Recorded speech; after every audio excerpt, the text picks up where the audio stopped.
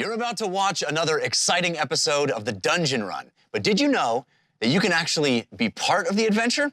Tune in live on Wednesday nights at 6 p.m. Pacific time, and you can make your voice heard and help determine the fate of our adventurers. Hope to see you there.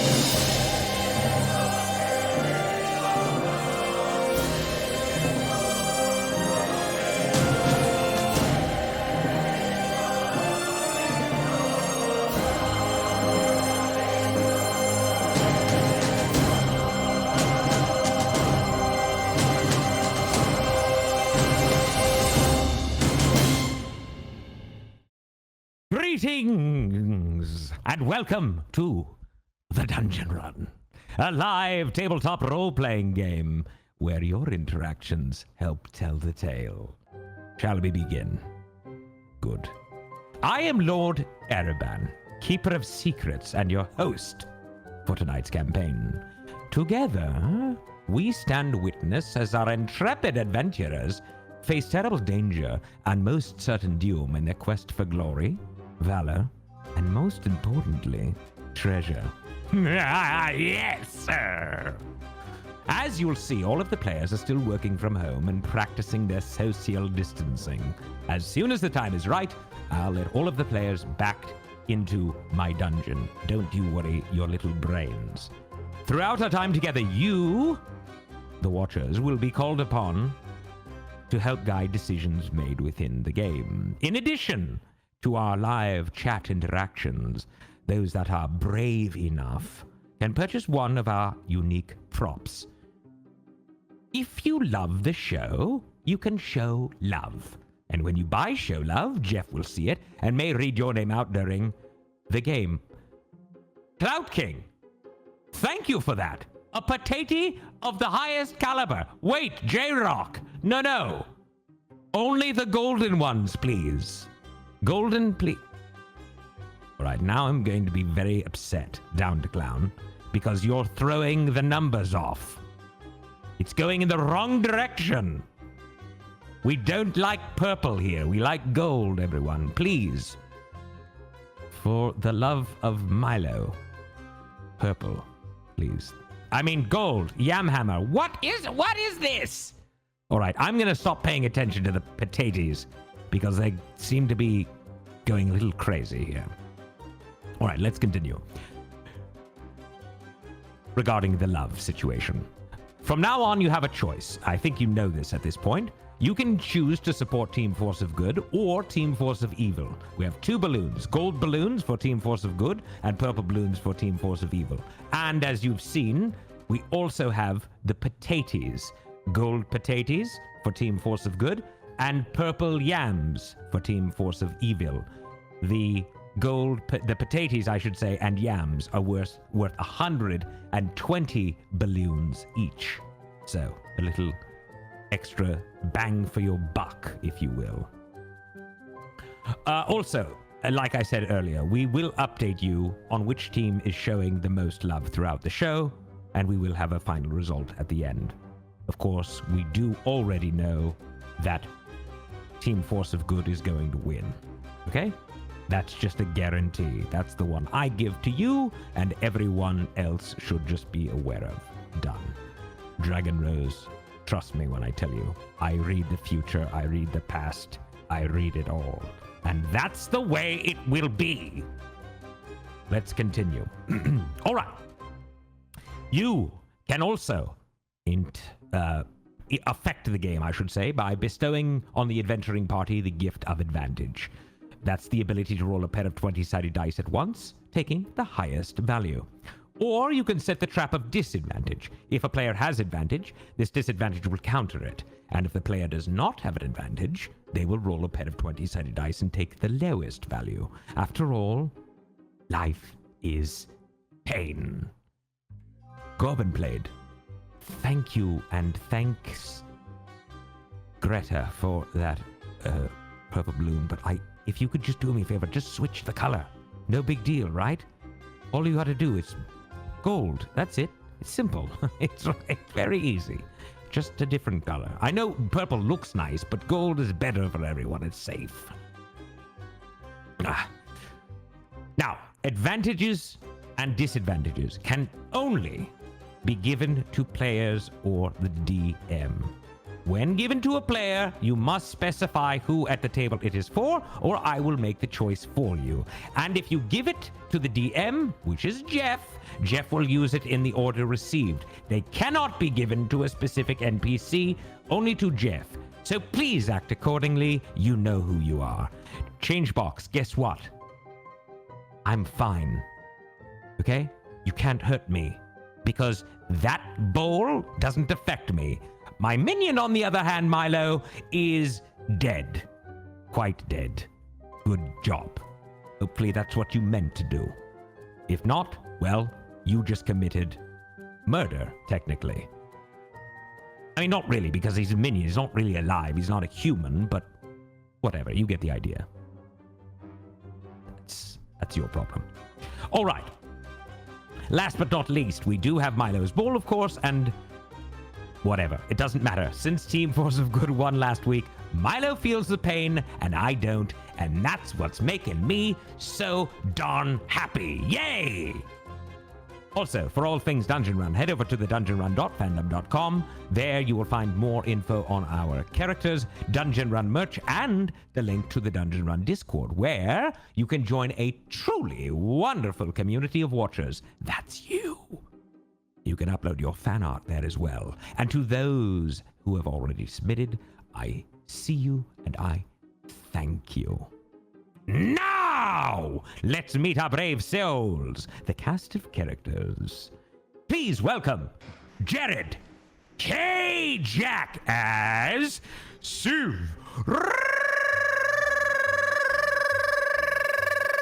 Facilia. Love that introduction. Love it. I went all in, baby. I know. Did you I know. hear that? You got some Yes. serious tongue action there. I chortled. I think that was chortling. Good to see you, my good man. You look fantastic. You look very flushed and excited. Thank you. I got a little sunshine, so I'm doing good. Ah, the sun. Never seen Yeah. it. Yeah, you should Next try up, it. we have Jessica Lynn Parsons as Fahima Tai. I guess I don't have that R you can trill. There's no R. Arriba! Doesn't work.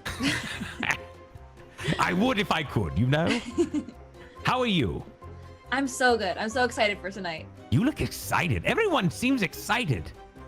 And look who we have next. Mr. Morgan Petrarch Brownie.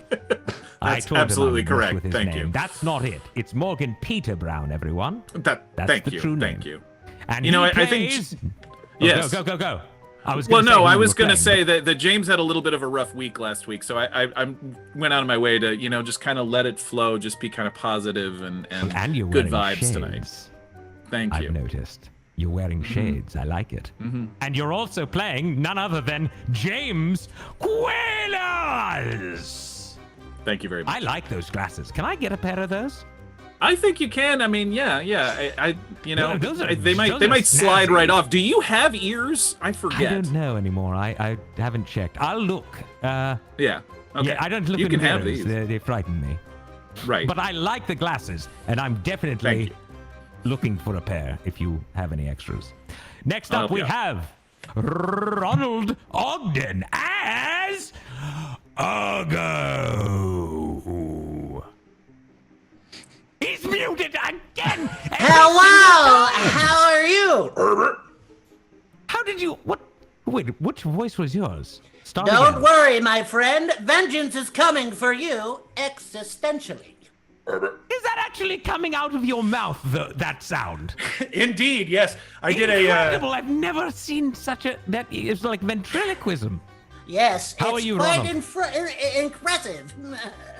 Very impressive. Actually. I'm doing well. I'm doing well. We did a charity this last weekend, and that was a little bit of a taste for those who didn't stop by. Beautiful. All right. Our last member of the party, but not the last in this introduction, Katie Michaels as Lily Dumblestack. Wow, I didn't know if you were gonna get the k in there, but you did it. I threw it in. I always bring in my plosives.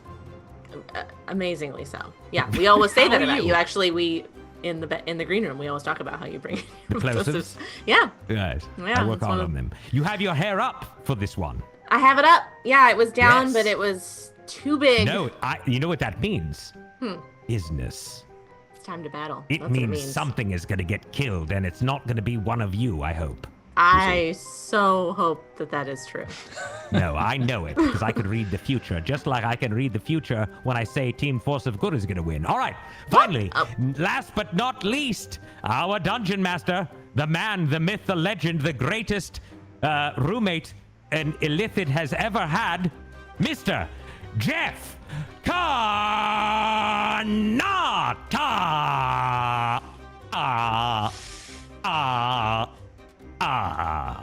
Oh man, loving it. How you doing, I think Airband? that was 4 R's. That was How pretty are good. you, Jeff? God, you look good. You look radiant. Well, thank you. I appreciate that. I'm excited. This one's gonna be a snazzy doozy of a journey into the things that we journey into. All right, listen. As our journey continues, The candles really changed Lord Airband too. I just have to say, there's something about the candle. in this room. Yeah. I'm worried. It's all the velvet, Milo I is think. dead. It's getting Nothing him. is controlled. There's a vibe that's happened, and Oh, boy. Lord A's I very think I've loose. lost control. Listen, I will be in the chatting with you, so keep an eye out for my avatar and comments. And before we begin, I have a favor to ask of you. It would give me great pleasure if you would share the show. Just click below and let all of your admirers know that you are watching The Dungeon Run, the greatest show that's ever existed in the history of humankind, as is known by everyone that's watching right now. Now, keep the comments coming, be ever vigilant, and let the dice roll! Yeah. Oh my goodness gracious. Welcome to the Dungeon Run episode 62. Home of the best community on the internet. You know how I know? So many reasons. Number one, I have about 30 names to read off of people that have given us potatoes and yams. An old brownie and Clout Whoa. King with those gold potatoes. What? We got evil yams from Yam Hammer. 4 of them from Yam Hammer. Wow. Yam Hammer! That Like is hammer, Yammer hammer, time. hammer. Yammer The time. Raven Queen, 2 from J-Rock, Forest Elf 86, Chef Scott 68. Ooh, that's the inverse number. Down to Clown, 2 from Down to Clown. The clown is down twice. Corbin played with a yam. Is Jerry Also- Seinfeld DMing tonight? Yeah, I was gonna say. Oh, these people! Who are these people? We have another good potato, 2 good potatoes from Lord Corwin. Incredible. Also, we have love. I want to list off some names of folks that are already giving us love. Steakmaster89, Shea Berry, Anthropomorphic Muppet, D-Run Discord, Mobo Herder, Fail Waffle, Borkware, Melman 2002, Dragon Rose, and others. Just unbelievable amount of support already. We haven't even started. It's 20 minutes in. We haven't even started. Also, I know we have an amazing community because, as you heard Ron mention, you came out and supported our players on some charity streams, right? Right, Morgan? Yeah, Ron and I took part in Jasper's Game Day, which is a charity that benefits suicide prevention that was going over this weekend, and we just wanted to say thank you so much again. The Dungeon Run community showed up big time, and it was not ignored by anybody involved. Everyone was just sort of like, "Who are these Dungeon Run people? They're amazing!" And we just wanted to say thank you so much again, including one Ms. Grimfaded, who ruled the day in in my Sunday night game. But yes, it was. We just wanted to say thank you so much again. It was money raised for an amazing cause, and our community just continues to be the best. The best. And it's nice for us to go like, yeah, they're the best. Yeah, sorry. Best community on the internet. Hopefully, if you're just joining that community for the first time this episode, welcome. I'm going to catch you up on everything you need to know so you can jump right in and enjoy the show. But also check out our Discord because the folks hanging out there are just the coolest. All right, let's get things started. And it started as a simple dungeon run.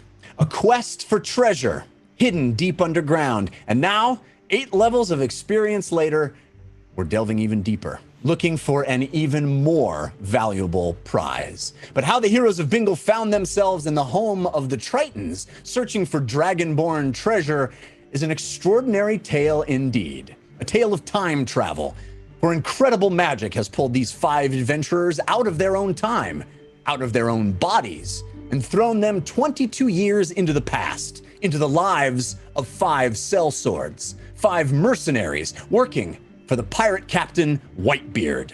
In his service, they captured a Triton by the name of Choron, a wanted man on the run from the Shaxen Gao Empire for the crime of falling in love with a princess of the royal family and fathering a half-Triton, half-dragonborn child with her.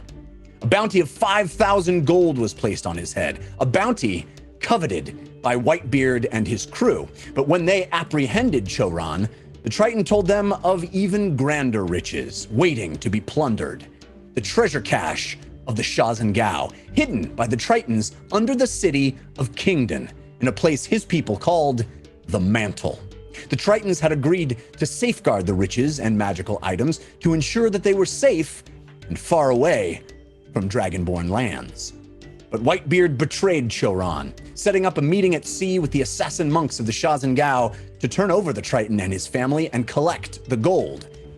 When that meeting went bad, Choron was slain, but he managed to tell the heroes to seek out the Triton king and queen, Uchalass Voy and Uchalass Way, to tell them Choron and his beloved were together at last. So Whitebeard sailed for the mainland and traveled with the team to the city of Kingdon in search of dragonborn treasure. But what they found was a city destroyed, razed to the ground by an apparent attack from above. Only insects and scavengers remained in the once thriving city's ruins.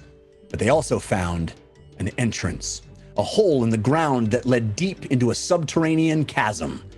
As the Heroes of Bingle descended into this enormous cavern, they found stone platforms, waterfalls, and monsters.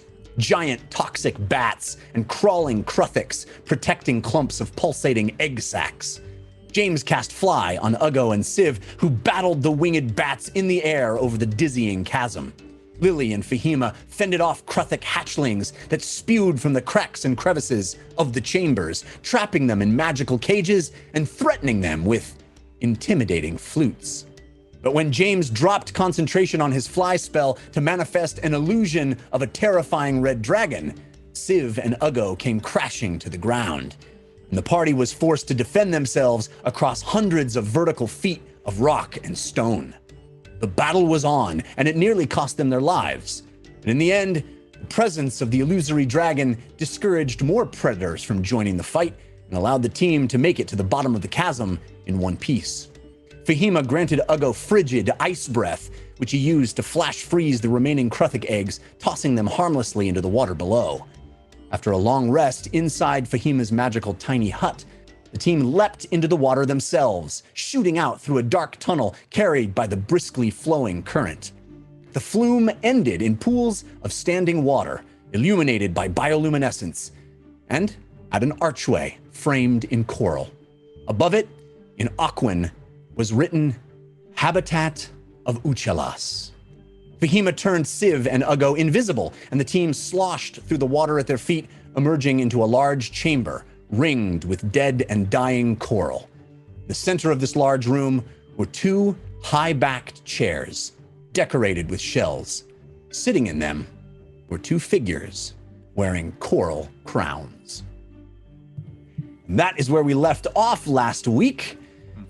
So we are going to jump right into that moment, ladies and gentlemen, and pick up the story with Uggo at the head of the pack, still invisible, still standing in ankle-deep water, and staring in this room, this large chamber with multiple levels, dry and cracked. It's got marine life on every surface of every wall, most of it gray and chalky white, dry, and standing there in the center of the room, in a thin pool of water, these chairs adorned with shells that also are cracked and broken. And sitting in those two chairs are two figures, propped up, waiting, and extraordinarily old. Thin, feeble Tritons, slouching, struggling under the weight of their own coral crowns. Their skin is silvery and pale, like Choron's was, but theirs is stretched thin and wrinkled. Their eyes are sunken, thin wisps. Their eyes are sunken, and there are thin wisps of greenish hair that come out of the back of their crowns. Are we able to tell that they're alive? I believe that Uggo is the only one in the room, unless I'm incorrect about that. But I think Uggo is the only one in this chamber at the moment. Everybody else hanging back as Uggo invisibly. The first thing Uggo is doing is checking to see if they see him, and two, if they're even breathing. They do seem to be alive. They do seem to be heaving up and down, kind of struggling under the weight of their own crowns, moving a little bit, sitting kind of propped up in these chairs, but they definitely look to be living creatures. I'm going to take a quick look around the room. I'm just looking for maybe hidden movement, anyone hiding. I'm really looking for, this feels very trappish to Uggo. So you're standing still, but just casting your gaze around? Yeah, just casting. Okay, so roll me a perception check. You have advantage from Funky G Macman, countered by Grim Faded via Fail Waffle. Thank you, everyone. Starting off the night strong with a 21. Wow. So you feel very confident that there's no active danger to you or your teammates walking into this room. In fact, what you see is almost a pitiful sight. It looks like a room that would be magnificent if it were flourishing and alive. It looks like this incredible aquarium, this multi-level stone and rock undersea world that has been brought out from the water. But again, it's all looking worse for wear. It's all looking very dry and dead, and it's pitiful.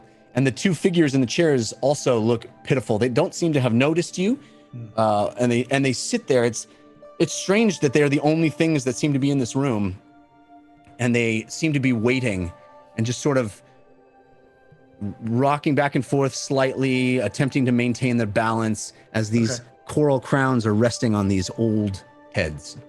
Okay, Uggo's gonna slowly make his way back to the group, trying to maintain his stealth if it's possible.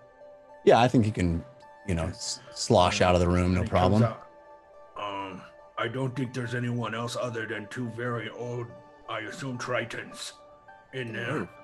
They seem to be alive, but they are as pitiful as the room around them. Do you feel that we're in any danger if we go in there? I don't know anything about Tritons, so I would assume yes. Did you see any other other entrances or exits? No, I made sure there was no one else, and it does not seem that there was any other way out. Okay. I did not look up now that I recall. There were sort of holes and other caves that you can't be sure where they would lead, but it didn't look like there was anything. You didn't perceive anything of danger per se, but there are definitely other pockets of things that you would have had to walk around to investigate. There are other rooms in there, but nothing that looked like an exit. Ron. It was dry? It appears somewhat dry everywhere, much like the cavern. So they can't pose that much of a danger to us. Well, no, and Ron led us to believe that Uchalass Voy and Uchalass Way would be friends. So if they're in danger or they're not well, we should get in there, I think. Yes, let's go talk to them. Yes. Okay, go on. Head in that way. Yeah, I'll lead the way. All right. So as all of you, the 5 of you and Whitebeard, Civ and Uggo, stay back, stay hidden for now, just in case. Yes, yeah, I'm sorry. Go ahead. Civ and Uggo both still invisible. The rest of the team moving, kind of sloshing through this water. And again, all of you have this experience that Uggo did, walking into this large room. Just so much to take in, but all of it rather sad. And you see, as you slosh into the room, you see these 2 figures kind of look up, and one is clearly a male and one is clearly a female. The male makes eye contact and sort of has a hard time keeping himself upright. The female looks up and gestures to you, and she says, Come closer. I cannot see you. All right. Careful. Hi. My name is Lily. I come in peace. Hello. You already know that? It would not matter, for we cannot defend ourselves. Okay, well, maybe it is comforting to know. I'll roll an insight check just to see, watching her very carefully as we approach. Sure. You have advantage from J-Lo Fett. Thank you, J-Lo Fett. Jeff, is the room illuminated? It is. There are these orbs that are sort of in these. They're almost in petals of kelp that generate light. This sort of bluish light that is illuminating the entire area, and various elements. It looks like where you would find a lamp or a lantern in any other situation, but this is something altogether different. I'm gonna release Mr. Whispers and meditate and use his eyes, and I'm just gonna have Mr. Whispers fly around inside of this big room, just kind of looking around. Okay. Why don't you roll me a perception for him? Okay. You have actually, Mr. Whispers has his own advantage from he does? Changebox from a long time ago. Oh, there, you're right. You're right. I'll take it. And you rolled a 7, James or Morgan? Yes, 7 on an insight. Okay. You are unable to discern any sense of these creatures at this point. It's all rather new, and really the biggest thing you're getting is that they are in not the best health. They seem to be very fragile. Okay. I got a dirty 20 on Mr. Whispers. So in your mind, as you can see through Mr. Whisper's eyes, it is a large cavernous area. Yeah, I'll have him go up and, to each of the landings, and he's just kind of looking around. Yeah, he sees numerous, it looks like labyrinthian in its complexity. It looks like there's places where dozens, if not hundreds, probably not hundreds, but dozens of creatures could have resided and existed in here easily. It seems like it could have been a rather large community of beings, and you can see through Mr. Whisper's eyes this entire, all the walls have that same quality that look like they are rubbed thin from water rushing and moving through them, and every surface seems to be just completely covered with marine life, polyps and sea urchins and all kinds of things you would see. You did see at the bottom of the deep reef, for example, or one might see in an ocean. But again, kind of reminds me of like a tide pool. Exactly. Yes. Yeah. Very good point. But again, this is one that seems to be drained of color, drained of life. So does it get progressively worse the higher he goes? So if he goes up to the top, is it more dry and more damaged? There are pockets of places where things are still alive and things are still colorful. It is not completely drab and white. And yes, as it goes up, there's less of it, but there doesn't seem to be any correlation between the elevation and the and there's patches of color. There's no other movement or life in the sense to where like other Tritons or dead dead animals or dead tritons. No, you don't sea see. animals. You don't see any bodies through his eyes. Okay. You don't see any signs of violence. You just see this habitat. Well, this is happening. Oh. No, I was going to ask. There's almost no other furniture beside the thrones in this room. Correct. Wow. Okay. Weird. While this is happening, I was just gonna walk up slowly to the queen and take her hand, if I can, and repeat myself. I'm Lily Dumblestuck. Uchalass way. This is my husband. And you see the slightest head move. Uchalass voy. Welcome to our habitat. What happened here? Oh. Everything turns to dust, as do we. The great irony that the people of the sea wither and evaporate. How long has it been like this? Did the water drop? The water comes and goes. As for how long, I do not know. It is hard to judge time anymore. I know what that's like. We were sent to you by someone who said you were friends. Begging your pardon, your highnesses, James Quillis. Choron. And you see her eyes get bigger. Choron. Yes. I have mixed news, unfortunately. He sent us to you for some assistance, but I look at Lily. He did everything he could to protect his family, but unfortunately, in that process, he passed away. He and But he died an honorable death. And he and Baojai are together now. Sorry to be the one to bring this news to you. Yes, well, it is sad news indeed. Thank you for informing us. Of course. Have you no other people here?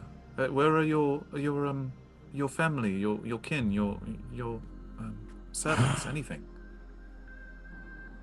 The good Triton people have lost faith in their king and queen and scattered to the four waves. I fear our habitat is lost.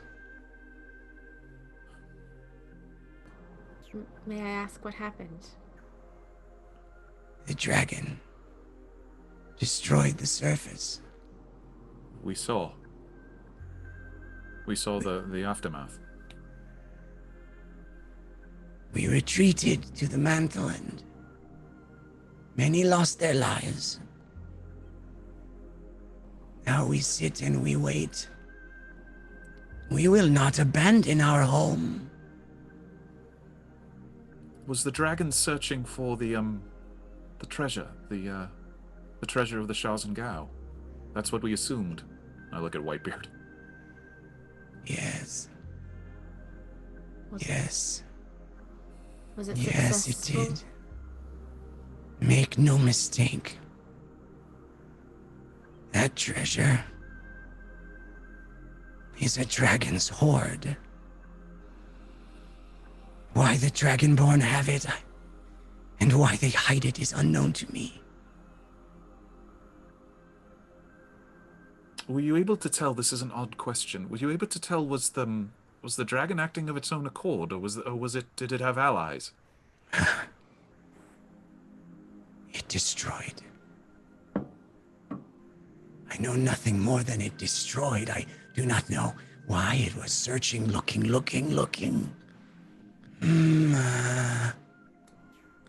What color was the dragon? Do you remember? It was difficult to look at it. So bright. Like the sun? like the sun. Okay. Mm-hmm. I'm so sorry. You're clearly both very honorable people to stay on your thrones. Joran and the Labor Shoal, Ostrom, others. Yes. They told us it would bring honor to us to deal with the Shaxen Gao. We wanted to bring honor to our habitat. They handled the deal, they designed the chamber to hide the hoard. We wanted to show the Shaxen Gao how indispensable we could be. But the dragons do not part with their hoards lightly. No. This one has been sought after for a very long time.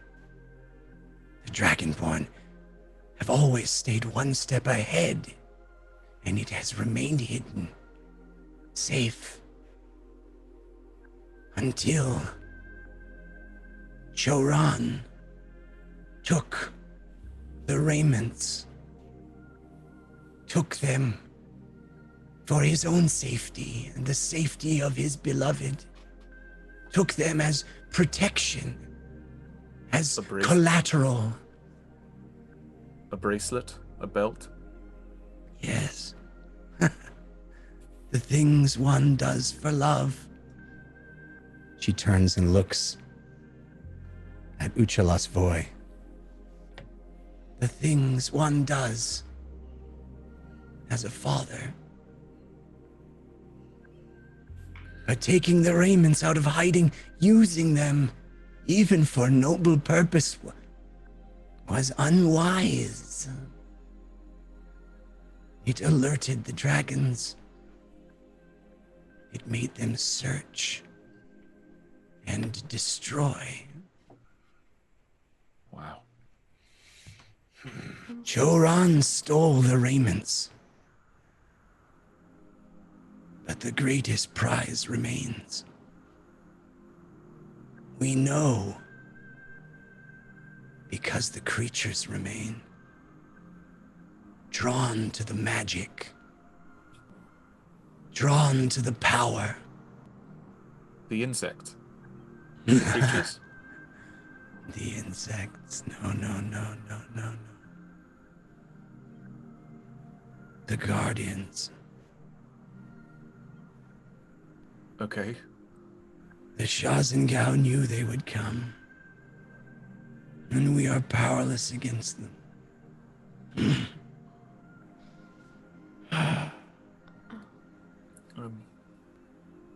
Are they here now? They guard the treasure still.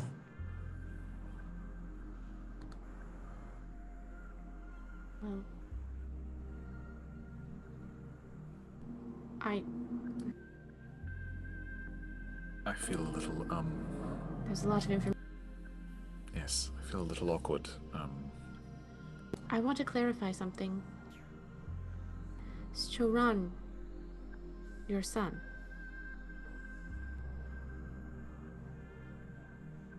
As king and queen of the Tritons, they are all our sons and daughters.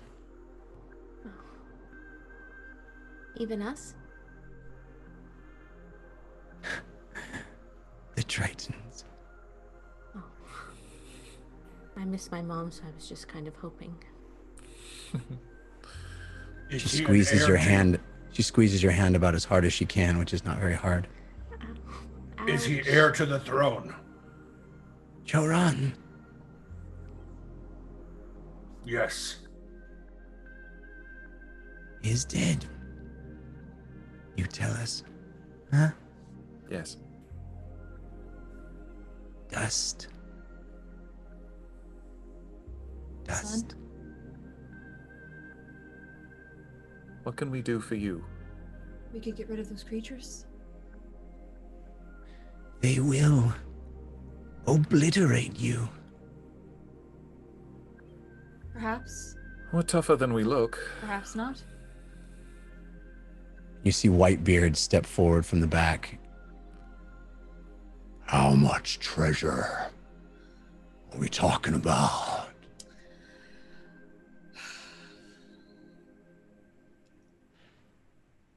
This is Whitebeard. He forgot to introduce himself. He's a pirate. I sort of roll my eyes at the pirate. Like, yes. So, pirate's gonna pirate, you know. I am so tired. So tired. If you wish, we cannot stop you. If you wish to meet your doom, follow the living coral. It will guide you. If we were to rid these creatures from guarding the treasure, would that not help? It there would. no longer be forces drawn here to decimate your kingdom. At this point, I want to be rid of it all. Okay. Is there any anything that the creatures dislike? Anything they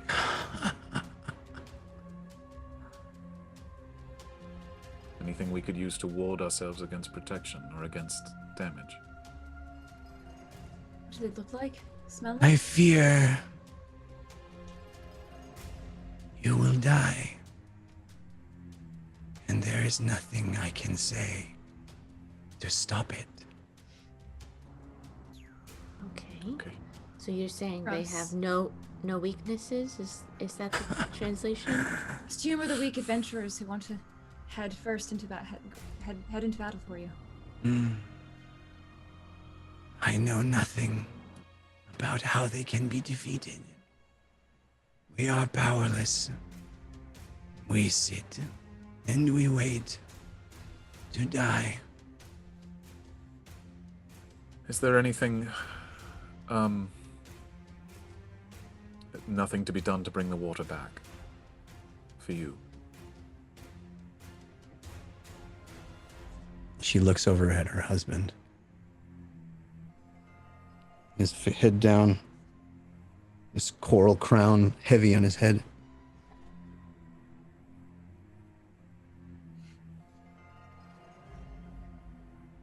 He reaches slowly inside his garment and grasps a necklace and pulls it up and out. You will need this. I'll take it. Opens his hand, and you see a small silver key. Thank you, Your Highness.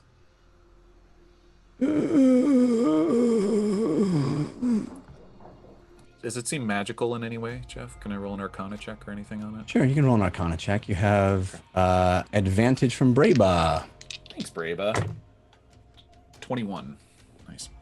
It doesn't seem to be particularly magical, but it certainly seems to be beautifully crafted. Thank you. Thank you. And I know you think that there's no way we can survive this, and you might be true, but you're stuck here waiting, and we're stuck here not knowing exactly what to do. And so the least we can do is try. And you're saying we can leave with whatever we get. So tired. So tired. I'm gonna step kind of off to one side. Give me a moment. And Jeff, I'm going to start casting hallucinatory terrain. Okay. and basically fill the entire chamber, because it does 150 square foot thing of illusion, and I basically want to recreate the ocean floor of the deep reef around them. All right. And as you start to cast this spell, you're doing it as a ritual, right? No, actually, it just, there is no ritual casting it. Okay. It just takes 10 minutes to do. All right. As you start to manifest this, and you go into your memory of a future that has not yet happened, but that you recall, you start to see, all of you start to see this plant life start to manifest around you. Kelp and seaweed, bioluminescent. Bits of algae start to manifest. Rocks appear. Color starts to come to these walls. Starts to fill out this space, swirling and spinning around you, as if someone taking a great paintbrush and washing the walls with color and life. As James concentrates, and you see these two Tritons, very old Tritons, look up.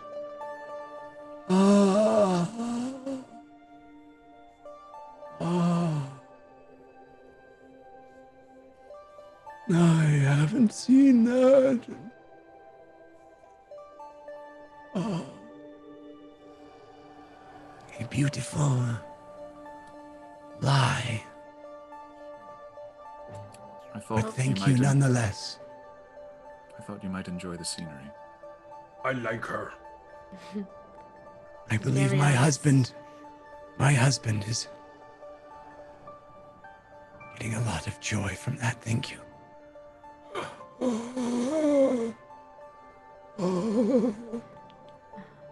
Hopefully we'll be successful in our journey, and maybe it will come back. Hema walks forward a few steps and bows her head slightly and says, Your Highness, I must beg you for information, just a little bit of information. I'm looking for my dad, and I don't want to die. Not today. I am happy to help you, my dear. Turn around.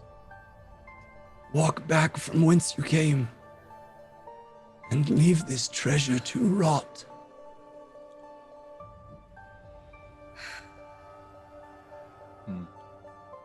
Fahima steps back.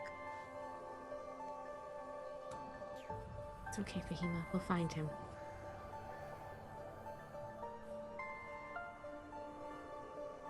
You're muted. Can we find a tunnel that looks to be the living coral? Well, now that you've created an illusion in the entire thing, it's mostly in front of them. I want it to be for Okay. their, so if it's Much for more their difficult. their purposes. but if you look around with this in mind, you can see that there are sea anemones and shells and bits of coral that do retain their color, their vibrancy. And the walls that are filled with this marine ecology, so much of it gray and chalky white, there is this line, this thread that you can pick up on of still living material that winds across the walls and seems to lead down a large cavern at the rear of the chamber. And as you cast your gaze across that and start moving in that direction, you hear Whitebeard walking along. He turns to Uggo and he says, I heard back in Boston that some of the men were talking that the Shaxen Gao treasure is cursed. And this death all around certainly looks like a curse to me. Yeah. So what are you saying, Whitebeard? You don't want to go for the treasure? I'm saying be on your guard. And if Always.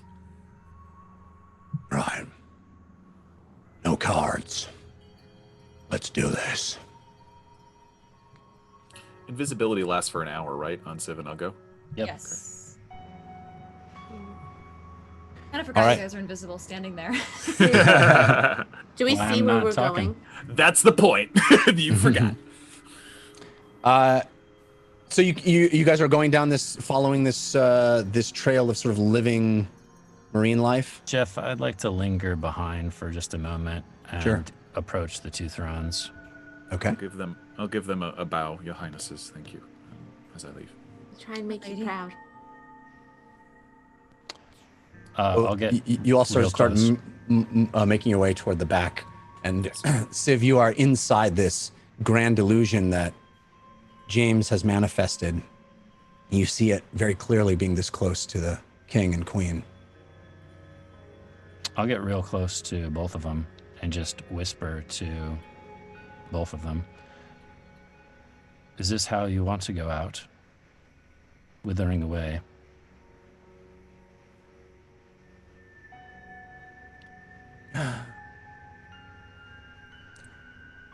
You offer final silence. If you wish. I know I'd want someone else to offer me the same. She looks at her husband.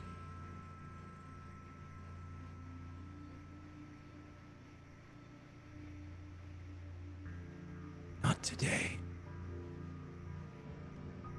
As you wish. And I walk away. Whoa. The rest of you begin to follow this thread, this line. It is jagged and not always clear, but you're able to follow it farther and farther through this labyrinth of tunnels. All of it looking like water once freely flowed through it. And you notice that the color of the sea life on the surfaces all around you begins to increase. More purples and pinks and blues and yellows as you follow this trail. And it continues to intensify as you get closer to your destination. Is it leading downwards? Are we going deeper? Slightly. It's not a dramatic Okay. increase in depth. It is just Sure. it's just farther in. Okay. And Really?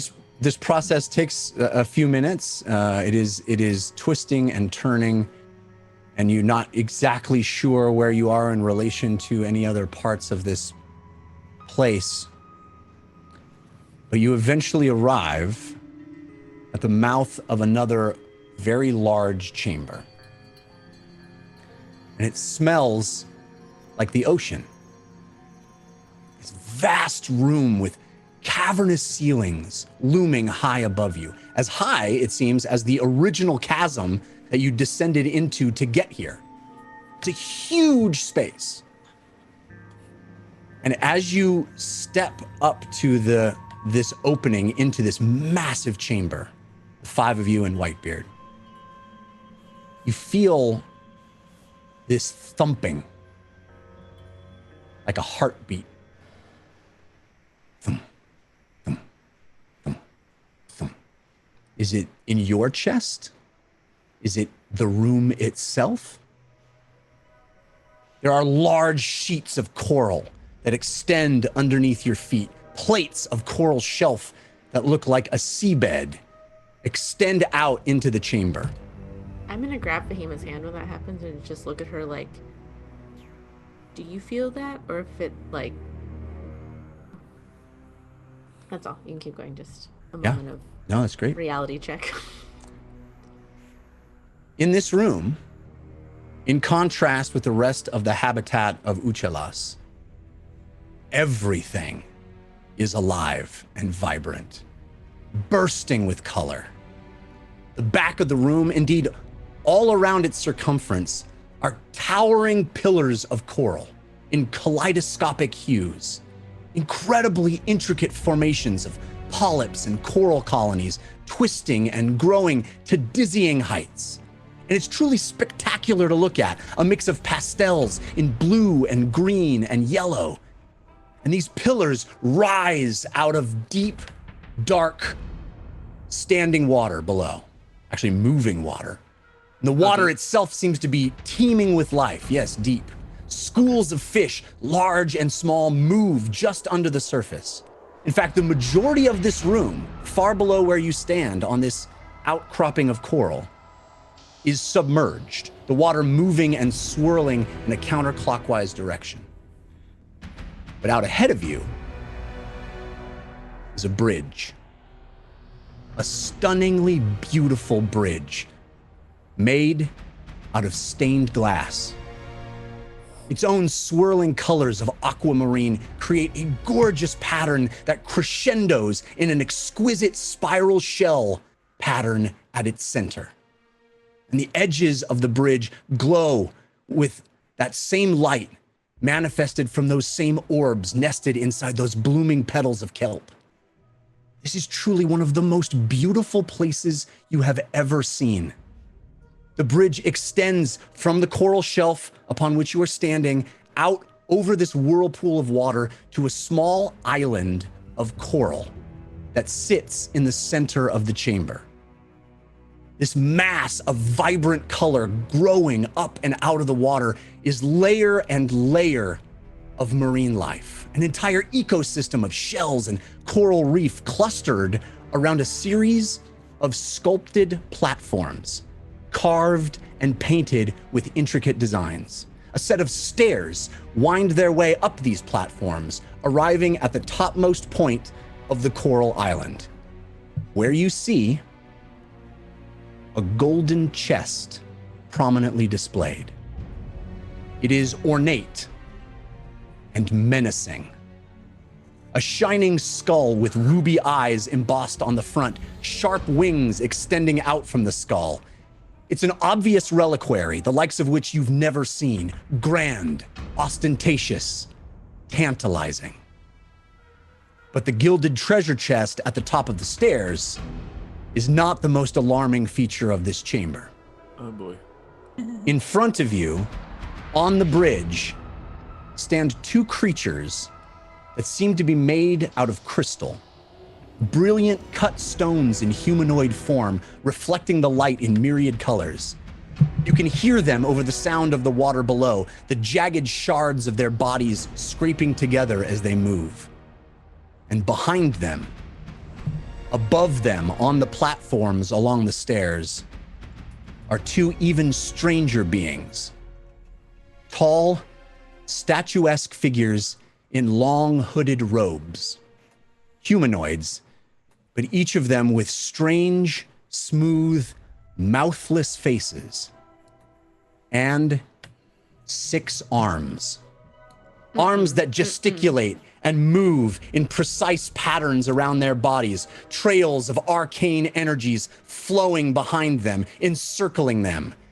These creatures stand between you and the treasure chest. Fahima recognize either of these creatures from her studies? You can roll me an Arcana check, or I guess you could do a history check if you prefer. Anything from religion, Chris? Or Chris. Hey. Hey. Jeff, anything from religion? You can roll it. You have advantage. I'll go from the Raven Queen. Fahima, you have advantage from the Brush of Tea. I never remember. Thank Tea. you. We also have love from Ira Antha, Laughter 1998, JT Justice, Braba, Godkiller 92, Kaibuk, Qatardrax, not Ugo, nor Civ, nor Lily, Don't Hate Fahima, and others. We also got potatoes! Lord Corwin with another good potato, J-Rock with an evil yam. Holy moly. The current force of evil to force of good ratio is force of evil 76%, force of good 24%. Oh my gosh. Evil coming back It with is a vengeance. It is a whooping that's happening right now. Jeff, All right, what were your rolls? I got a nat 20 on my religion. Nat 20. Ugo, you are certain that this is a creature that is not a religious being. You are very certain of that. It does seem to have arcane energies, but it seems to be very secular. Okay. Fahima, what was your roll? 24. Yeah. 24. Heck yeah, those 20 All right, rolls. 24. You've never seen one of these. You weren't sure that they existed. But they do seem to be spellweavers. Any of our D&D people know about a spellweaver? Well, I remember the name, but it's been a while. Old That's old school. school. Old It's school, old school, baby. yeah. Old school. Yeah. Old school. Bell, but When Lily sees that they have no mouths and 6 arms, she's going to turn around abruptly and go, "The lady was right, we're leaving," and just attempt to walk back that way. hang on. I'll Have they put a seen hand- us? I'll put Have an they seen- invisible hand on Lily's shoulder. Not helping. Here, let me read this entry because you got a 23. Is that what you said, Fahima? 24. 24. Let me read this entry. The only well-known fact about spellweavers is that they seek magic items. Almost every other sapient creature that encounters a spellweaver, almost every time another sapient creature encounters a spellweaver, the weaver is in search of magic items belonging to other creatures. Well, what a coincidence. That's exactly what's happening. Indeed. Do you tell us this, Fahima? Yes. Okay. How long is the bridge and how high are the steps? Well, maybe we should take a look in the map room. Yay! Map room. I swear I wasn't trying to set up the map room. I just sort of did. Can we take a look and see map room at what we are looking at? That's beautiful. Wow. It's like the Rainbow Bridge. Yes. Yeah. As guardians. Wow, those minis. Those Yeah. look pretty cool. Ugh. It's gonna be a shame to destroy them. Hate to kill them. And as you enter this room, should we roll initiative, or do you guys want to do something beforehand? Can they see us yet? Yeah, they Oh spotted yes, us. they can see you. Well, except the 2 invisible boys. Yeah. Or I mean, they can roll stealth with advantage, or since they're invisible. I do have a question, Jeff. What are those like blue streaky things on the right side of the map off of the landing that we're standing on right now? Fish, maybe. Yeah, so this bridge extends out over water that does have lots of fish in it. Yes. Oh, I see. So that's just fish, but down below us. Correct. Can Lily identify the fish? Sure. Roll me a nature check. It's like, hang on. What is that? You have, fish? you have advantage from Crapped and Crunch countered by Mobo Herder. Let me chat with the I fish got a real quick. 16. 16. So Lily definitely sees some I don't know, carp. Some, Like, we should see on Bingle. She Is that- finds that comforting, okay? Yo, fish. Like, that's all. How you doing? whole bunch of fish.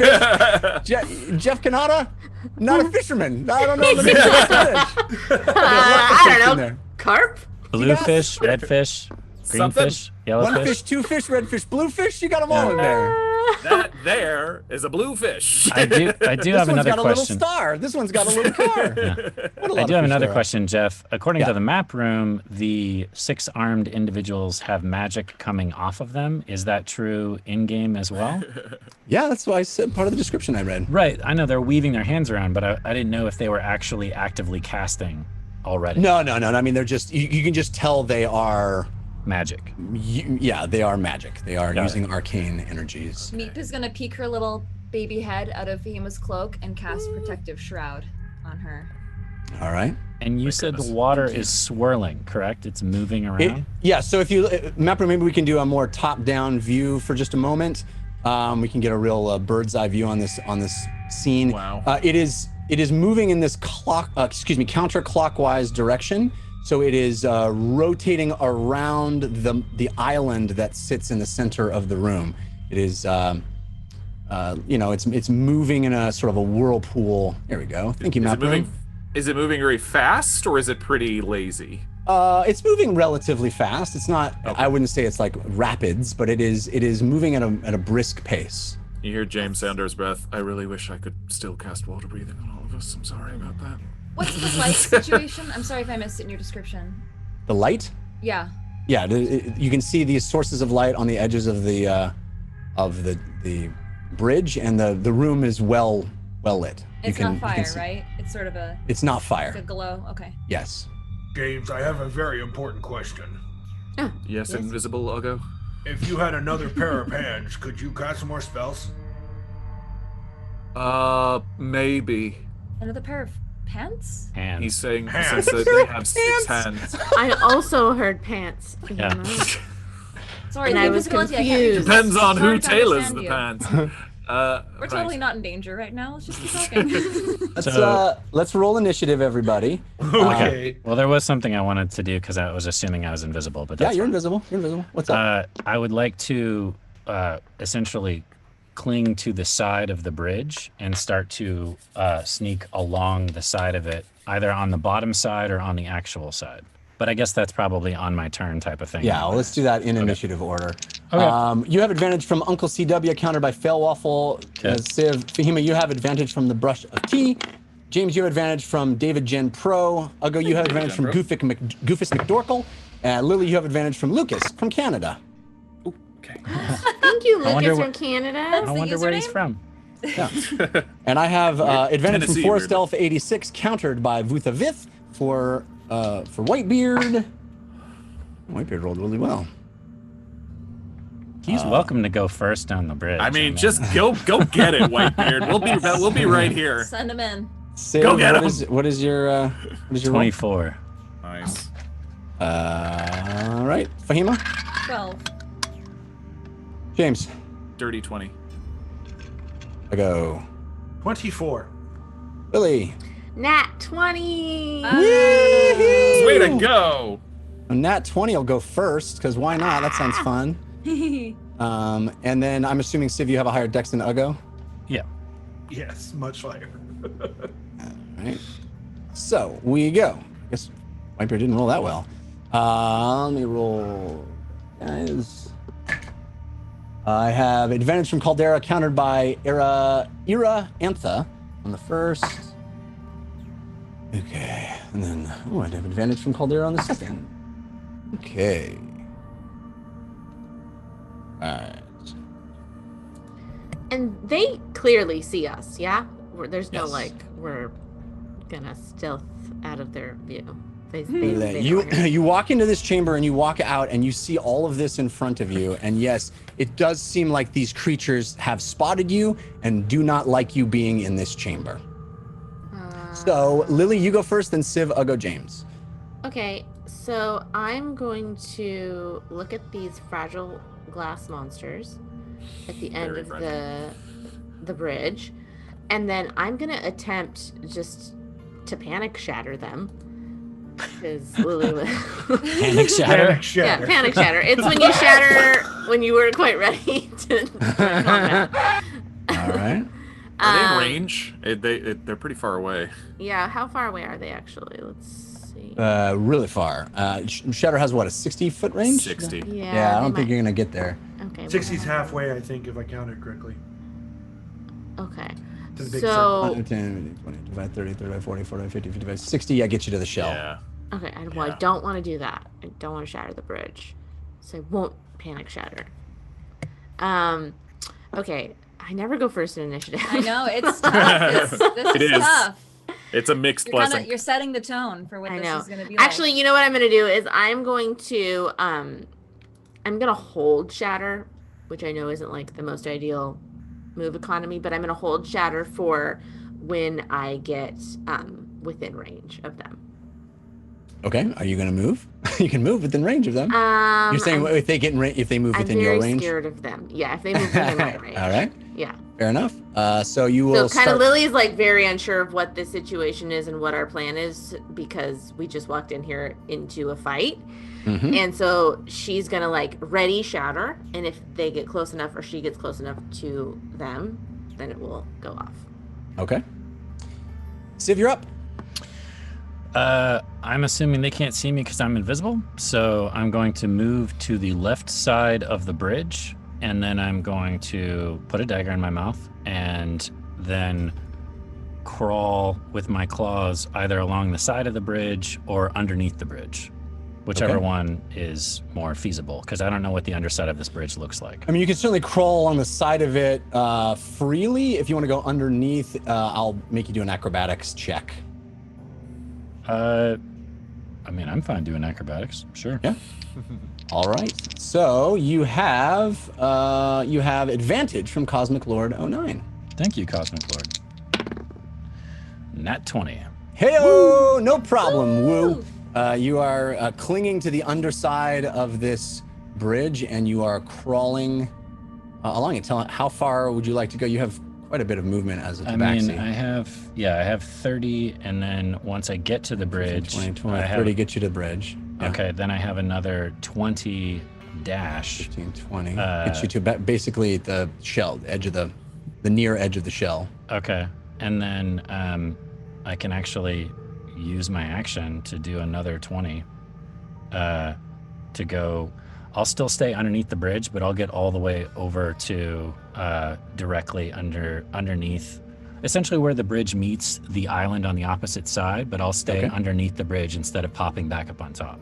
All right, so you cling to the underside of this bridge, your claws digging into this surprisingly soft surface. The edges of this are not glass; they are made of some natural substance, perhaps not a wood that you recognize, but something like that, a grown vine or some sort of natural substance that lets your claws dig into them, and you paw your way along the underside of this bridge, and you get to the edge. There's this beautiful, colorful coral behind your head as you get close to the island, and you look up through this stained glass at the underside of these crystalline creatures that are standing sentry at the edge of this bridge. You look up through the glass into them, and you see light reflected in colorful ways, both through the stained glass of the bridge and their bodies, the shards of their bodies. I'm sorry. I didn't know how many spaces everything was, but I can still get there by using my racial ability. So just for game mechanics' sake, I use my racial ability and I get all the way there. Okay. Complete your turn. So we move to Uggo. How far is the length of the bridge, Jared? It's far. It's hard to tell when they do it at an angle like that. The bird's eye is easier. It's about 100 feet, the bridge itself, but then you have another beyond that. 30 feet just to get to it. Uggo turns to James and says, you can't see me, but I have a thumbs up or a thumbs down. Which one should it be? Thumbs way up, buddy. Way so up. it's plan C time? Yeah, oh yeah. That's fine by me! And Uggo rages and then runs 60 feet straight. All right. No rage cam? I wanted the rage cam. Oh, sorry, I should have. But I can't bring up my cam stuff right now. For some reason, it's failing. So this 60 feet gets you right. Maproom gets him right at the near edge of that shell. There you go. Just do an analog rage cam. Just get really close to the camera.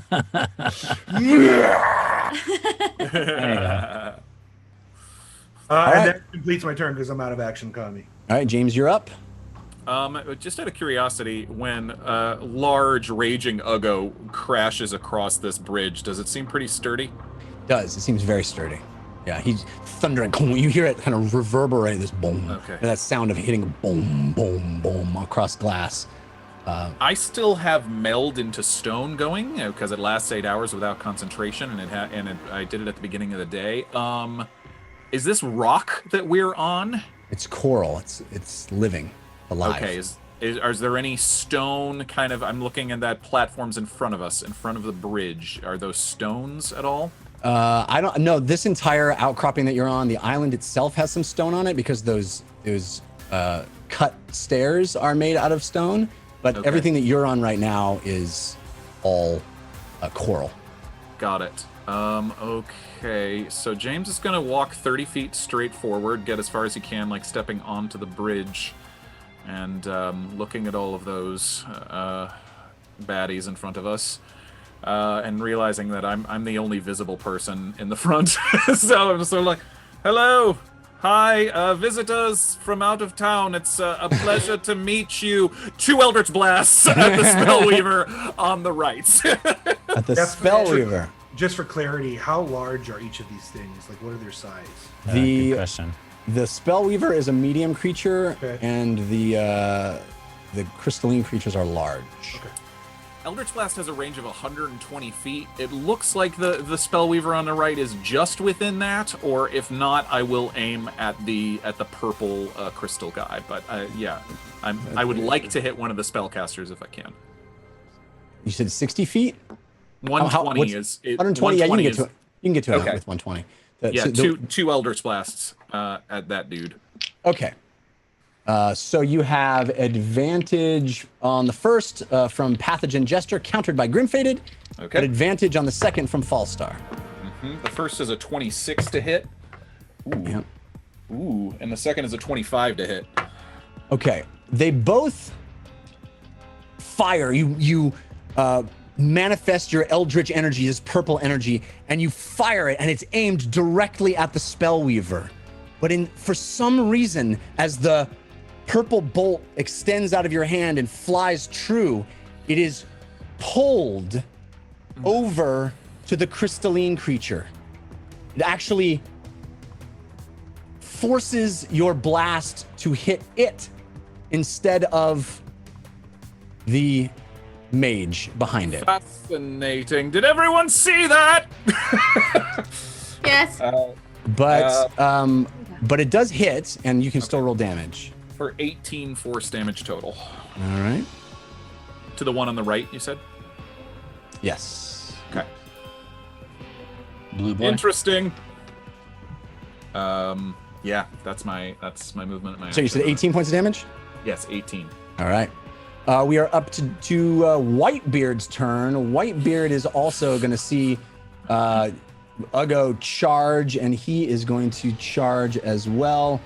Whitebeard. You didn't so much see me as hear me. Oh, that's true. Yeah, you're the thump, thump, thump. Yeah, correct. C is not You a... heard a rage and then a run. Indeed. To hear you is to see you. Whitebeard is going to So go 5, 10, 15, 20, 25, 30, 35, 40, 45, 50, 55, 60. Gets you 2 squares behind where Uggo is standing, kitty corner to the left. Uggo rages in the woods and no one's around. Does anyone hear him scream? So that completes Whitebeard's turn. I will call out to Uggo Whitebeard, and though I know Civ can hear me, those many armed folks may have some defenses against spells, so that means you, buddies. All right. So we are up to the Spellweaver's turn. It is going, the first one on the right, the lower one, the closer one, is going to do several things. It is, you see its 6 arms start to move wildly around, conjuring arcane energies and focusing them. And it is going to do, let's see, how far are we from Uggo? It doesn't see Uggo. Or maybe it does. Yes, it does. Yeah. Ah, dang it. Totally see invisible. Yeah. But we don't know that until now. Yep. You don't know that. The Spellweavers have something that is literally called See Invisible. Yep. Right. That's old school D&D, right? Old there. school D&D, That baby. tracks. It is. And it is going to cast... it is going to cast... How far are we? 19. Okay, it's within 90 feet. It is going to cast... Happiness. Joy. That might actually be effective on a barbarian. He'd lose. It's true, rage. actually. Never been happily rageful before, Jared? That's kind of Lily's strategy. All right, it's going to cast. So the first one is going to cast Melf's Acid Arrow at Uggo, and it is going to Oh no, it's an attack. ranged attack. So I have. Oh man, come on. I have advantage from Brava, countered by Melodies of Old. Oh, that is only a 13. So the acid arrow goes flying by you. I'm assuming that doesn't hit, right? No, it does not.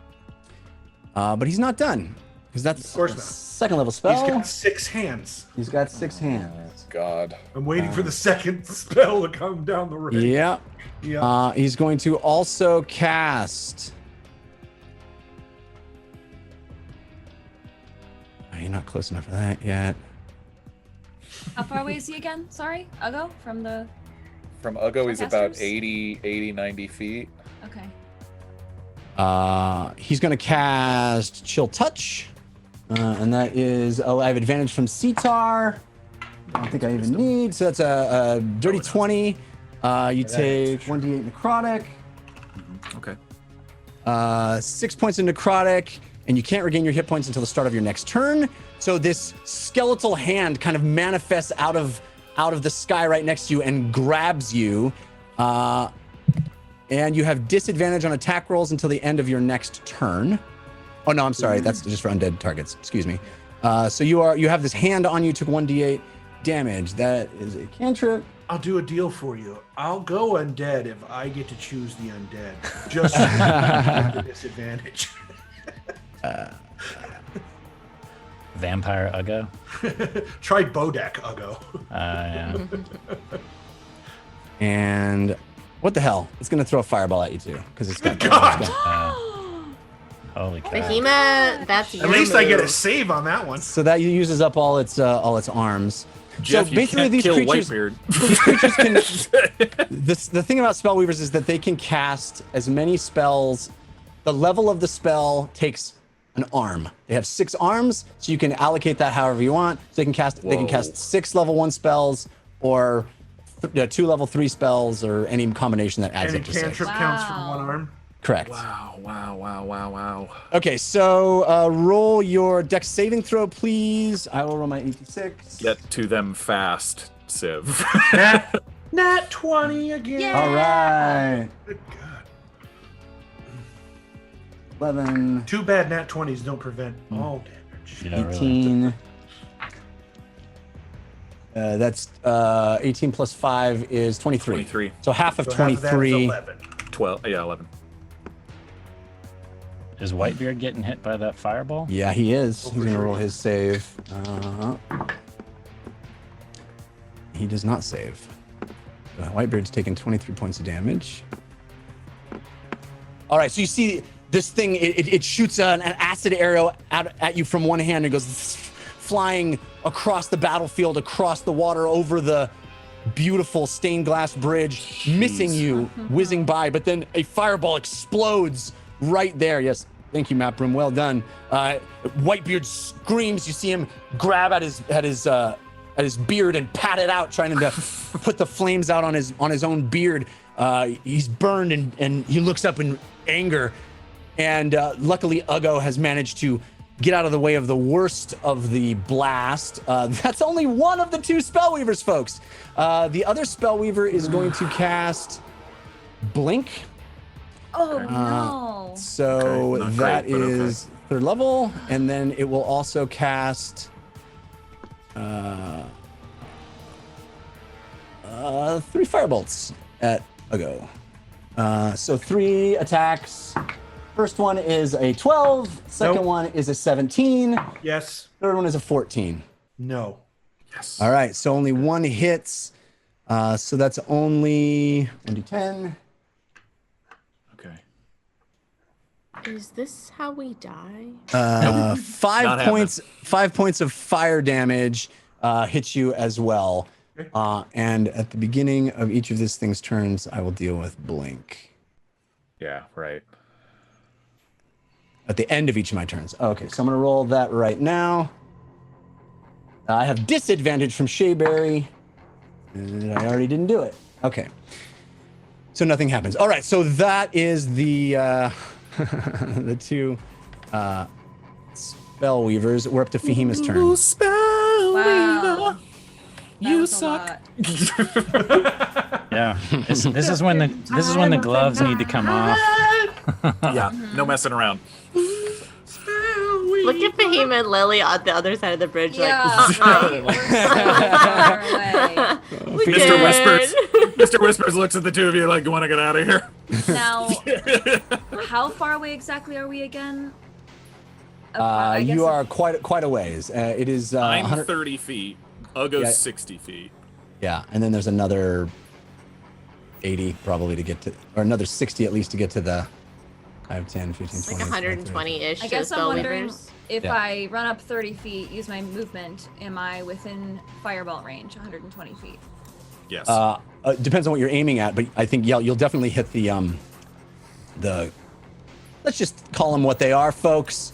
Spell crystal dreadnoughts. You'll be able to hit the spell crystal dreadnoughts. Let me That write clears that things down. up. Spell crystal dreadnoughts. SCGs. I SCDs. I do want to try and hit the spellweavers actually, if I can get PPKs. range. Okay. 30 James- feet get you there. I'm not sure 100. Wait, 5, 10. James was in range and he was. Yeah, 120. I Yep. was. Then, Oh, let's do actually, it. fireball's 150 feet, There you go. so there you go. that should cover it. All right, You're I'll run up. extra in range. Lily, Can you come on, run up can to you get James. all of them? Huh?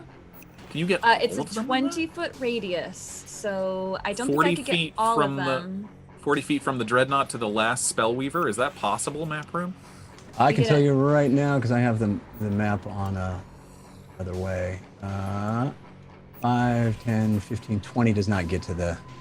Okay. It's It's a radius, 5, so 10. it's a 40-foot It's length. 40 feet. Yeah, I know, but it's it'd be 20 feet between them, right? It's 5, Yeah. 10, Yeah. 5, 10, 15, 20. They're 25 feet apart, actually. The closest dreadnought and to the closest spellweaver is 25 feet.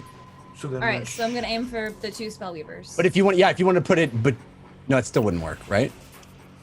Oh wait, if you Center put it, between them. yeah, if Yeah. you center if you put it should hit all equidistant of from them, yeah, you're right. It would hit. Good. It would hit 2 of them. Light them up. Yeah, get the Spellweavers. Yeah, I'm gonna. Get All right. Turn to Oh, James. I see what you're saying. You would put it. Yeah, between the 2 spellweavers, and if I don't know, you can probably see from your view better if I can manage to hit one of the shard boys as well. those sharp boys. The spell crystal dreadnought. Boys. It makes an 8x8 square circle. Yeah. I'll turn to James and say, "All right, I guess we're fighting fire with fire." Guess so. So you can get both spellweavers, but neither of the Okay. of the dreadnoughts. Let's do Right it. now, though, they look like definitely the biggest threat. So yeah, do it. And even if they miss, hopefully, fingers crossed, they still hit something. All right, so I need to roll dex saves, right, for the both of them. And Yes. you're gonna roll your damage.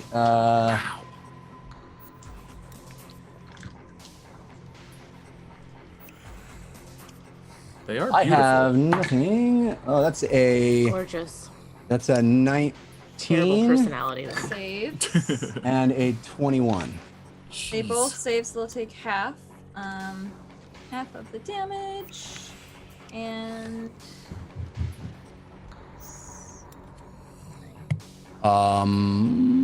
Oh, this is so scary. I'm already scared. We just started. 31. Half of 31. Fire 15. damage. All right, that's a lot. So this fireball erupts from your fingertips and explodes in a space on the stairs, capturing both of these mages, these strange mouthless beings with 6 arms. You see them. The fire explodes on them. Oh, I forgot. They both have advantage. It doesn't matter. I saved for both. Yeah, fireball. Look at it zooming around. Boom. Love Beautiful. Yeah. that. Woo! All right, so now it is the Dreadnought's turn. The blue Dreadnought is going to run up to Ugo. And it is let's see if we can get there, right? 5, 10, Ugo might 15, still 20. be invisible. Do they have see invisible as well? Well, they saw their master target him, right? And he Yes. It's still he did take probably- damage. They saw a fireball explode right there. They probably still get disadvantage on the roll. Yeah. I think that's absolutely they do. Yes. Yeah. Okay, great. They can still attack, but they just Right. get disadvantage. Okay. Good. All right. That's Do they not both good. move up or just one? They're both gonna run up, and Whitebeard disappeared off the map. He's still there on the target. he's still there. Don't go taking away that target, map. No, room. Whitebeard did. He's just farther. Whitebeard. He's just 10 feet behind them. I know. Yeah. Behind Uggo, so they're just gonna run There up and he hit the is. first thing. Yeah. And the first one's a miss. Second one is also a miss. They both miss. So they'll run up and they'll get right in front of Uggo there, but both will miss him. And that's the end of their turn. Okay, Wow. so Good job, I'll go. back to top of the round, Lily. Okay, so I'm going to. Her spell would go off. Yeah, That's true. Your spell would go off. your shatter would go off. Oh, they're 60 feet now? I mean, yeah. Okay, Yeah. great. Well, sorry, I'll go. It's my job. I do it well. You can put it in front of him, can't you? Or is that 60 feet? No, I mean, if they are 60, they're literally at 65 It would be, feet. I guess the thing that's tricky to justify is I had it triggered on them. So, I mean, yeah, I think I would do it behind them, Yeah. I guess. Okay, so I did it at second level. So they have to do a con save, Jeff. Okay. Have to have advantage. You do have advantage from Bobiti. And I have advantage from Grim Fated and Change Box for each of them. You said con saves, right? Yeah, Yes. Lily, 23 is my con save. that saves. So you take 10. Creatures made of crystal get disadvantage on their saving throw. Against I don't know. Shatter. I don't know if Okay. these guys are considered crystal or not. Inorganic materials of any kind. Yeah. One saved and one didn't. One got a 20 something and the other got like a 6. Okay, so the one that didn't save takes 20 damage, and the one All that right. did save takes 10. Way to shatter my heart, Lily. I'm sorry, I go. It wasn't my intention. Here's the Lily bad news. immediately feels terrible. Here's the bad news. What? That stained glass bridge also feels the effects of it. And you see it Worried about crack and break and Oh no. 20. Wow, that's not a very strong bridge. If 20 No. shatter made it fall in. and it's made of glass. Yeah, fair, Yeah, it is fair. made of glass. Fair, yeah, of course. Thunder damage is sort of made to break We're glass all and going in the crystal. drink. We're all going in the drink. Okay, so Everybody? no, the Oh my 3 God. people on the everybody Okay. who's on the bridge right now. Okay. Oh man. Okay. James and I So must stagger backwards as this bridge starts to collapse in front of us. Right. Right at the edge of this bridge. yeah, everybody on the bridge is going in the drink. So that means the two dreadnoughts, Uggo, Whitebeard. Man, what a That's mess. it. And I think Civ as well, right? Or Civ, are you close enough to the Pretty bridge? close. I was to just the about ready island? to ask you if I'd be able to grab onto the island while the bridge is shattering. Yeah, give me a dexterity saving throw, and you have advantage from Scully as my homegirl. Thank you, Scully. That's a 27. Hell Yeah. Okay, so you managed to cling on to the to the coral, but At this point, I'm used to if I'm climbing or if I'm flying, I know I'm going to fall. So I need to be near something to hold on to if whatever I'm currently holding on to goes away. all right, map room. So Unfair. I need the dreadnoughts and Uggo and Whitebeard all to hit the water, and the water is moving in this counterclockwise direction. So they're gonna hit the water and move to the right of the map, like to the right of the bridge itself. Yeah, like 10, 15 feet. Yeah. So everybody. So what happens is this incredible sonic explosion happens. You see the beings that are made of this crystal rattle and shake, and you hear, and the bridge itself shatters at that one point, collapsing into the water. This cascade of shards of glass falling, and everybody splashes. You fall 20 feet into water. Uggo, the ground falls out beneath you. The bridge falls out beneath you. You start falling down, and you fall much farther than the feeling is much longer than you would have liked, and you hit into the water, and this murky dark water, you're looking up at this this coral island above you, and the coral island that your friends are standing on, that James and Fahima and Lily are standing on, no longer connected by this bridge, which is now jagged and has a big hole in it. And you feel the effects of the water pushing you. You're moving around in this sort of whirlpool motion, around and around. So that happened. Wow, So the bridge is completely gone at this point. It has two sides that are sort of jagged, and it has a hole about the place where the shatter happened. What's the area of the shatter? 20 feet, right?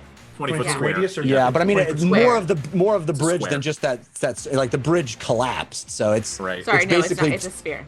it's a two Oh, it's it's two sphere. sides that are hanging out into the world. And the So that minis- center shell thing is gone too, yeah. Yeah. Okay, just making sure. The minis accurately portray where in this world the characters are. Correct. The rounds, right? But Okay. Map Room, if you have just a couple of tokens that we can put on about 15 feet on either side of the bridge, just to denote the end of where the bridge is. Got it. Wow. There we go. Yeah. Just immediate chaos. I love it. It's the Heroes of Bingle way. That's right. All right. Well, I think it's still my turn, even though I just created a huge. Yeah, mess. that was You do. last round. Yeah. Yeah. Okay, so I am going to then, now that I'm a little closer, I'm within 120 feet. I'm going to attempt, I have a feeling they probably have resistance to this, but I'm going to attempt hypnotic pattern on the two, what are they called? Oh, the Spellweavers. Spellweavers. Yeah. Yeah. Do you need to move forward to do that? It's 120 foot range, so, You do need to move a little bit then. Forward, yeah. okay. It's a big old chamber. How far, is the bridge left, I guess, at that point? It's that where those If I little, move up, where if those I move little up to the tokens are. edge of the bridge, will I be within 120 feet? 10, 20, 30, 40, 50, 60, 70. Jeff, when 80. those things were attacking me, were their attacks or their fists or whatever they were hitting me with, or trying to hit me with, crackling with any kind of energy, or does it just look like solid crystal? Solid crystals. Cool. Okay. Yeah. Katie, it's basically 120 from where Fahima and I are standing to the right Spellweaver. So how big is the area of hypnotic pattern? It should be fine then, because it's Pretty a big. 30-foot square. Yeah, I think that would do it. I'm gonna run up to where James and Fahima are, and then I'm gonna cast hypnotic pattern, Okay. and they have to make wisdom saving throws, which That would be Probably huge. safe. Oh, that would be so huge. yeah. All right. You run up and you start casting your spell to create this brilliant multicolored hypnotic pattern out in front of them. And you seem to, they seem to not notice. They seem to not even react to it. These creatures are immune to charm. Whoa. Good to know. That sucks, but good to know. Okay. That did nothing. Sorry about the bridge. Noted. Okay. And then that's my turn because I moved in. I'm there. All right. Yeah. So now a new entrant into the fight makes itself known. Oh, lovely. The water As- monster. All the creatures splash into the water. Uggo, underneath you, you see a very large shadow moving. And it is swirling underneath you. And it comes up from the water, and you see this enormous manta ray with huge jaws. There it is. This incredibly large manta ray that looks quite vicious. It has big, sharp teeth and a long stinger on its back. It rises, drawn to the activity, drawn to the splash in the water, and it's going to attack one of the Dreadnoughts, and it's going to attack... Actually, it doesn't want to eat the Dreadnought. The Dreadnought's rock. It's going to attack Whitebeard and Uggo. So This isn't one of those anime manta rays where we can like get on it and ride it. you can try. Guys, I just want to point out I've run 60 feet and lost Yeah. 32 hit points. Yeah. Oh my gosh. Yeah. It's It's is real. brutal. It's real. Okay. So this thing is going to attack Uggo with. Well, that's a hit. That's 27. And then it's going to attack Whitebeard, and that's a natural 20. Ooh, Whitebeard's not going to be happy about that. Remember, he has to live, Jeff. Hey, man. It's not our fault. You watching this, Fail Waffle? Are you watching this? I didn't blow up the bridge. Yeah, really. Jeff, did you take disadvantage against me? Because technically I'm still invisible. Oh, that's a good point. Has not attacked. Yeah. That's a good point. That's a good point. I'll roll again. It's still an 18. Yeah, okay. So this thing does. So it bites you. It comes up and just jaws, coming up at the splashing water, and it. Oh, that's an 8.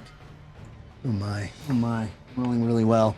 That is 13 points of bludgeoning damage, and you are grappled in its jaws. Okay, The stinger does 8 points of piercing damage to Whitebeard. Okay. Whitebeard is injured. Badly? I mean, he's still okay, but he's injured.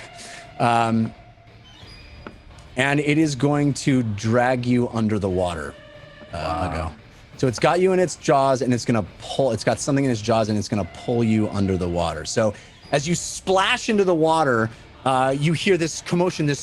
All these other creatures splashing in underneath you, and you look down, you see this shadow, this form, this huge manta ray, and it comes up, its tail snapping out and stinging Whitebeard, who shouts and splashes, and you feel these jaws come down, squeezing your body and pulling you under. You may have one last gasp of air as you get pulled under the water. We now not see him? You can still see him, but he's pulled down 10 feet under the water. This thing is large, or is it huge? It's large. Okay. Large. Okay. So that's the mantis turn. So Civ, you're up, then Uggo, James, Whitebeard. My turn? Yes. Okay. Do I know that they can see me? It doesn't I matter. mean, they haven't targeted you yet. It doesn't matter. It doesn't matter. I run up the steps, pull out my short sword as I'm running. I flick the blade, and I actually say a little prayer to the Candle Queen as I'm doing this, and I'm gonna plunge it into the chest of this spellweaver. Okay. Or attempt to. As the case may be. All right.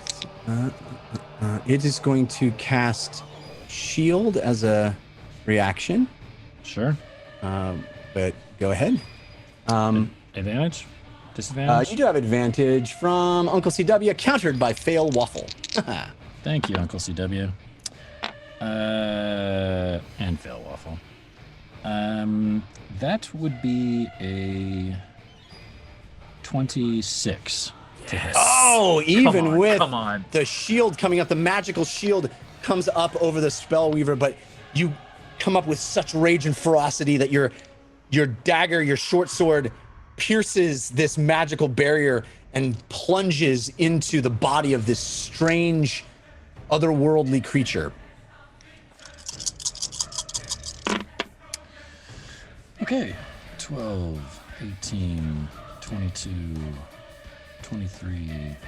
Actually, you know what? It couldn't have cast shield because it was out of arms. Never mind. Okay. What do you mean out of arms? Oh, actually, we were at the top of a new round. Yeah. No, it still needs to get to its turn. Yeah. Okay. Sorry, go ahead. Too many Okay. arms. Track of. 29 points of damage, and then it radiates with the thunder. And then I'd like to use the rest of my movement to run at the second Spellweaver. Okay. And get within melee combat of him.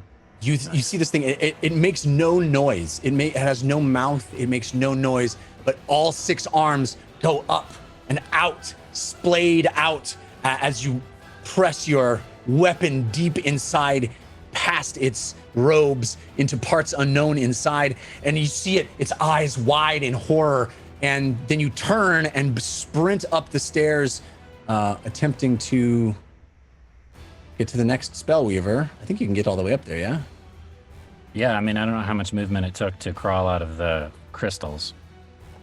So you tell me. 5, 10, 15, 20, 25, With 30 and then a 30 of an additional. Yeah, I think plus you my, can get there. Plus my Yeah. dash. Yeah, I can get there. Well, did you use... No, Booming Blade doesn't take a bonus action to cast. Okay, yes, great. Correct. Great. All right, so we're up to Uggo, then James. Well, my only option really is to try to break grapple, so I'm going to try to do that. How deep is he, Jeff? 10 feet. Great. I'm going to attempt to break a grapple. It's contested, right? Do I have advantage or not? No, I have it's just a advantage 'cause I'm DC. raging. It's just a DC for this. You have advantage because you're raging. 20. That breaks grapple. All right. And So you then- reach down and muscle your hands underneath its massive jaws. You put your slide one big orcish mitt underneath its lip, and you pull as hard as you can with this incredible amount of strength, lifting up the jaws and releasing its vice grip on your body, and you put this thing. It's gonna hit me again and grapple me again. So, You can't disengage? I just took an attack action. So I see. And I can't use I can't use bludgeoning weapons underwater. So. Can't you? Nope. Is it disadvantage? I guess disadvantage. I guess I could. Yeah, is it disadvantage? I thought it was ineffective. I just remember when we were underwater, my spells were at disadvantage. So If you take damage when you're invisible, you stay invisible. All right. Yes. It says the only thing that breaks is an attack or a casting of a spell. Yeah. Or okay. If the So you- concentration drops. But grappling him, technically, to remove myself from the grapple, is an attack action. Yeah. So I think you'd be Okay. seen now. Yeah. Yeah, And so so I would would be so would Civ, by the way. Yeah. Right. Oh, yeah. I have very much recognized He's very visible. 29 points of damage or whatever it was. I think I'm just going to.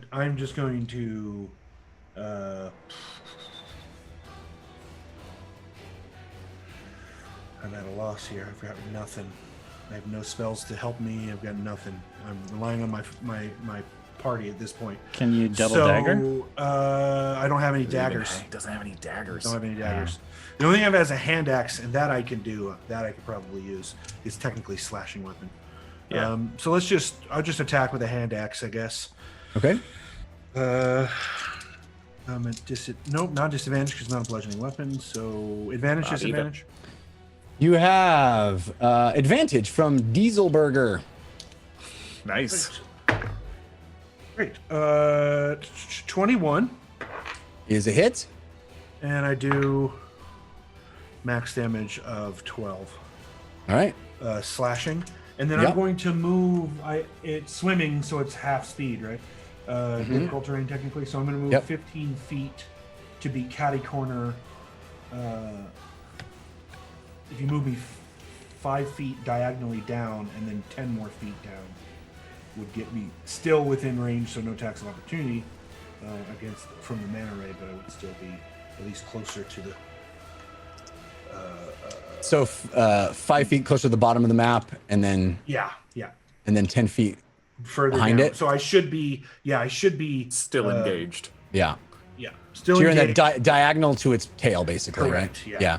And I'm assuming you want to move closer to the surface of the water, or no? Yes. Okay. Yes. I'm trying to get to that land so I can at least get on the land. Yeah. So there. Good stuff. Okay. Yeah, that works. And so you can move up to the surface and catch a breath in your lungs. You're behind this thing as you see it moving, reacting to the slashing damage that you have just done on its skin. We are up to Whitebeard, who is also in a world of hurt. What the heck is Whitebeard going to do? He is going to Retreat. swim, completely south, treading water and trying to get up onto the coral. So he's going to move as fast as he can. It doesn't look like he's. Well, he had to be close enough to the mantle to get it. Oh no, it moved 10 feet away because it pulled Uggo. Right. So it's he's free to move. So he goes 5, 10, 15 to the coral, and I'm gonna give him a athletics check to see if he can get up onto land. And he does. So he pulls himself, soggy and coughing, up onto the coral, and he turns to Fahima and Lily and James standing there, and he goes, "Fish in the water." I see. Yeah, we see. We saw it. Come up here. And you see like a bunch of water come out of his mouth. He's clearly bleeding. It's wet and watery, but there's a obvious wound on his side from a sting attack, and that completes Whitebeard's turn. Get behind us. It is. Oh no, I'm sorry, I skipped James. James, you're up. I thought maybe you did. I wasn't sure. Pardon me. Okay. Pardon me. It's all right. Fish, you say? I turn to Vahima and go, help Civ. And I will back up 5 feet, move over 20 feet. Can I see the manta ray? Yeah, I think it'd be hard to miss at this point. It's 10 feet down in the water, but you can see this large shape under the water there. Aren't she beautiful? Dominate beast. Whoa! I love it. Amazing. Yeah. Let's hope to God that he doesn't make a save. Yes, I pull out the orb and I look at it and basically try to force my way into its mind. Amazing. All right, so it needs to do a wisdom save? Is that right? It is a wisdom save of wisdom. Yes, wisdom of 15. All right, I have advantage from D&D Kid. Come on. That was countered by Angel Devilson, care of Shayberry. Thank you. Wisdom. What are we talking about? Wisdom. Not very good. That is a 6. Amazing. That better save. Uggo, would you like a ride? Yes! Amazing. Amazing. Actually, folks, with that, we're going to go to intermission. Can't end on a better line than that. Uggo, would you like a ride? I love it. For the first time, I'm not the one being ridden. Yeah! Perhaps the tide has turned literally in this water battle. So we're going to head to intermission right now. And on the other side, we are going to see if our team can survive what is a very dangerous battle that they are in. I want to tell you that some folks have been giving us love. Tabaxi Run, Joker 38, Vuthavith, Hope Mummy, Jarunga, Diana of the Night, David Gen Pro, Shathragat, Squishy Tofu, and others. Thank you for that. The current standings of the Force War are Team Force of Evil 75%, Team Force of Good 25%. So Team Force of Evil flexing hard tonight. We'll see if Team Force of Good can rally in the second half, and if our team can rally in the second half. I hope you'll stay with us. Araban's going to take care of you until then. See you soon. I said pause it. Pause it, Milo. You could after the intermission. It's about to start.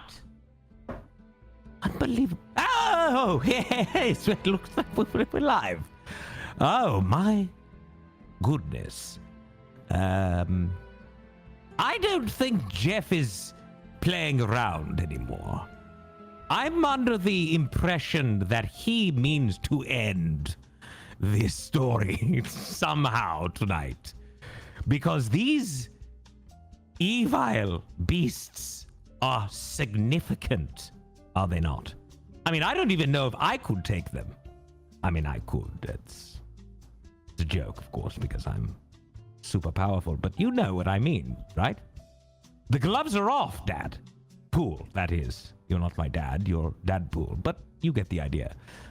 All right, before I continue on that line of reasoning, fear not, watchers, our campaign will continue after a brief intermission. Right now, let's just relax, shall we? Oh, by the way, I want to mention this. I know I do this every week, but it's really important, and I want you to hear me when I say this. Those of you that are watching this on the YouTube or wherever you're watching it, you should watch the show live. I'm going to say that one more time. You should watch the show live, and I'm going to tell you how to do it right now. Wednesday nights. You know what a Wednesday is, right? It's not a Monday. It's not a Tuesday. It's not a Thursday or a Friday or a Saturday or a Sunday. It's a Wednesday. It's usually the midweek, as they call it, or hump day. Yes? Good. Well, on those eves, or evenings, at 6 p.m. Pacific Standard Time, which means if you're living on, what, I don't know, the East Coast of the United States, that would be 9 p.m. If you're living somewhere else, you'd have to figure out the time wherever it is. That being the case, if it's live, if you're watching live, what you can do, you can chat with me and our wonderful, wonderful community, the watchers of the time stream. And you can also watch them, the watchers, of course, or watch them and talk to them while they do their best to try to make my life a living heck the next week or the following week by giving all of these purple balloons and yam hammers, whatever they're calling them now. I like the name, by the way, Yam Hammer. Look, just watch the show live. Stop giving me a hard time. Milo, cut it out! Pause it. I'm serious. Pause it. If you... Yes, good. It doesn't matter. Well, then plug it in. Ridiculous. NCT in man. NC Tin Man. Sounds like you only record for YouTube. I don't know how they upload, where they upload these to, or what they upload them to. That's not my problem. I'm here for the live show.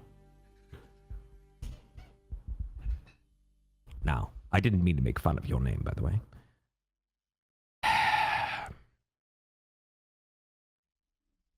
Look, if you want to watch the show live, I'm just going to tell you again, one more time. It's easy. Go to caffeine.tv/thedungeonrun and follow the show. Click the star by the name. That's how you follow.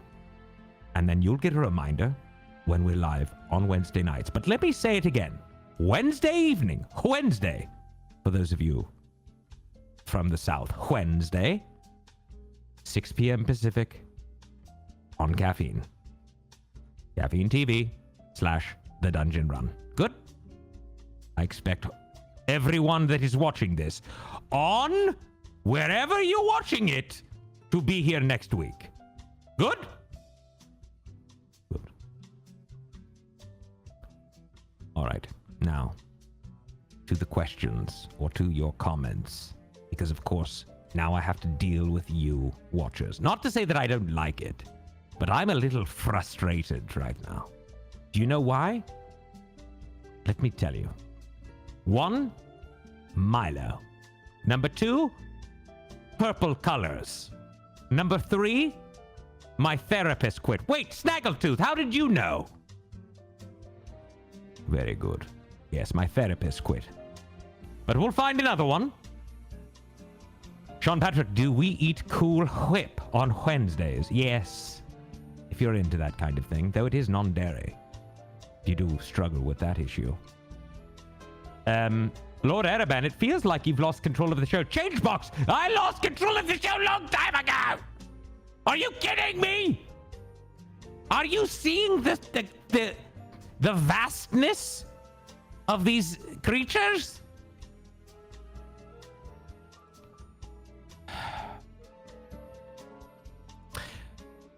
Melman 2002. Is that what it is? Melman? Is it, or is it Melman? It's LMELMN 2002. Cause Team Evil is the bomb. I'll say they're the bomb. They're a bomb in my shorts. That's what it feels like, at least. Hey, Lord Corwin, you want to know what you just did? Do you want to know what you just did? You missed me by a week. That's right, 1 week. Because you just killed Milo. And guess what I don't have to watch now because of that? I don't have to watch over him watching this stupid show on whatever channel, Netflix or whatever this is. Because he never wants to watch this show with me. He always wants to watch it on the YouTubies later. You know these kids these days. They don't want to watch anything with me.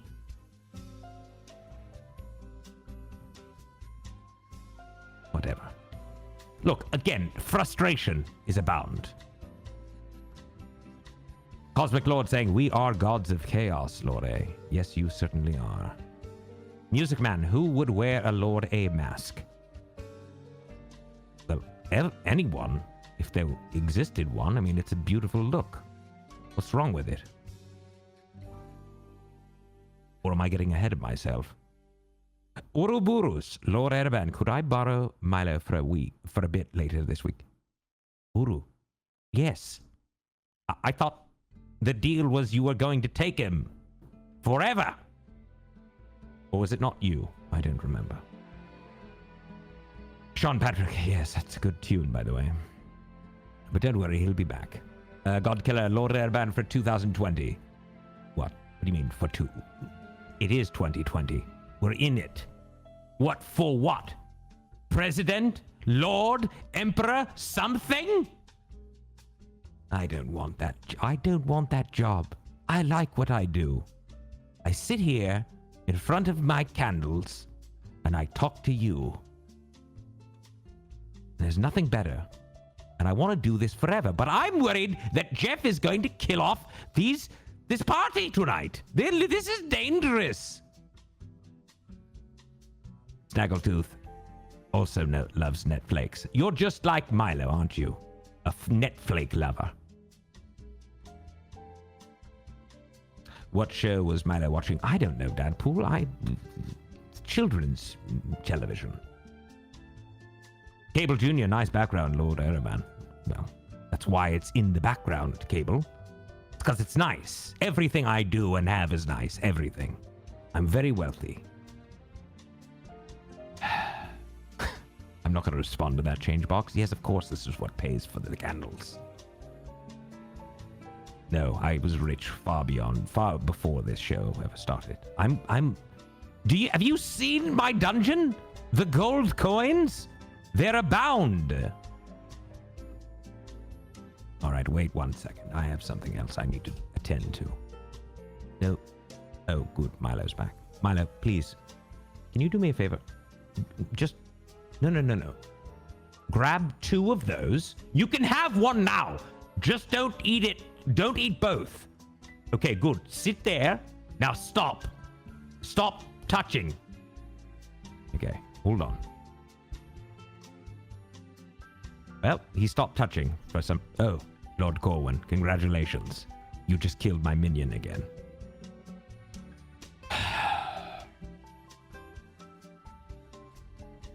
Is that fun for you, everyone? Is it good? You like this? Killing him? And me? Next week, most likely? Because the Team Force for Good cannot up-level their game? I'm not actually saying you should give more good, but come on! Not big... Please. Can I? Oh, Jan Hammer! What are you... Lily is good. You know what you just said was an oxymoron. Is that a word anymore? Can I use that? In the name of Lily, with a yammer, a yam, she would have disapproved or unapproved, whatever the word is. All right, I have to talk about the props because we don't have much time. All right, for those of you that are watching the live show, not those that are watching on the Netflix or the YouTubies or whatever, but those that are live with us now, I would like to remind you, we have Dungeon Run props.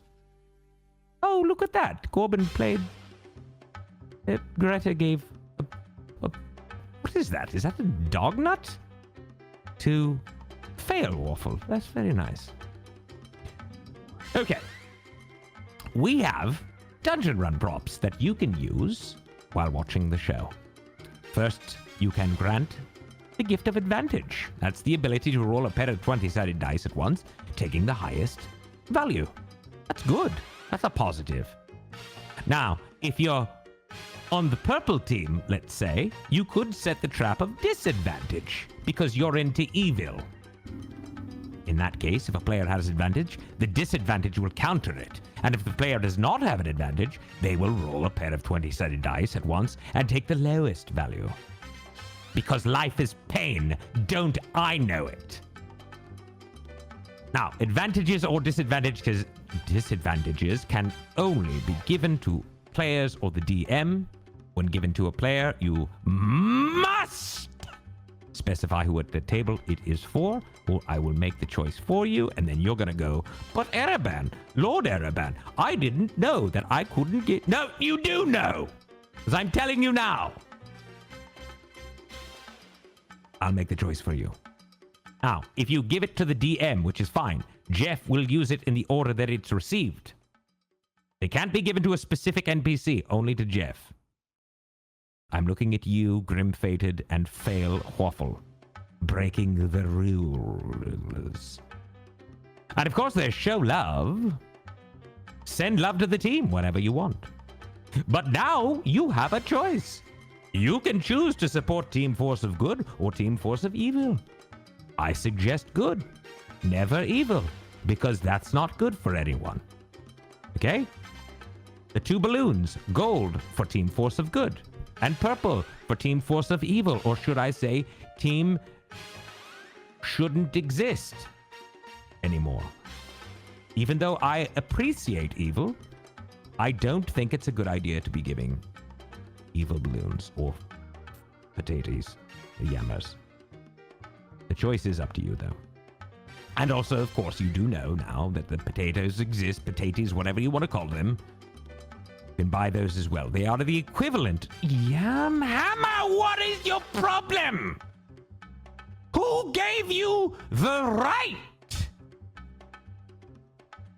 That is not what I meant by giving yams.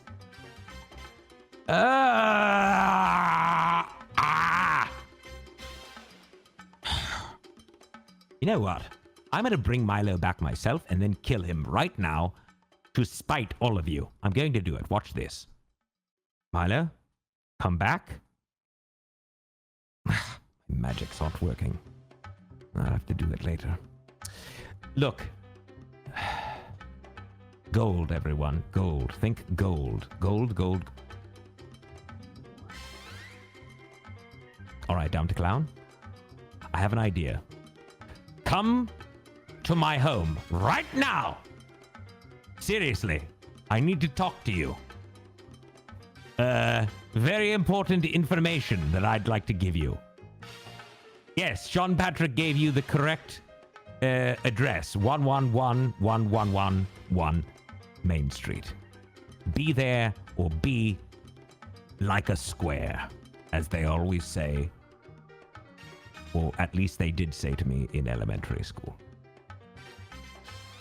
Will your mom let him down into the basement, Lord A? What do you mean my mom? In my basement? Are you comparing me to some sort of little person, a human being online who's in their grandmother or mother's basement? Is that, did you just compare me that way, Chef? All right, you can come to this place so we can talk. All right, look. Here's the deal. If everyone just gives Team Force of Good balloons and potatoes for the rest of the evening. Everyone's invited to the party. Everyone. You can all come and bring as many people as you want. Not a single more purple balloon, please. Everyone is allowed here. Welcome. Please, come on down. Look at that. Shothragat. Okay, fine. That one, allow that one. No more. And then everyone. Big party here. J-Rock, you just ruined a party for everyone. So did you, Chef Scott. So did you, Changebox. And so did you, Dreamblaze. Good job. Way to ruin it. Everyone, notice I'm doxing all of these people. Yamhammer. Down to Clown. J-Rock. Bad. Down to Clown. Good. Down to Clown. What? Wait a second. Fat. Wait, you can't give. How? Wait, someone go check the list. Did Down to Clown give. He's been giving the potatoes and then he gives a good balloon? Was that like a joke? Milo! Milo's dead. 21% to 79%. There's no way out of this, is there? I'm just gonna have to eat this one. All right. Fine.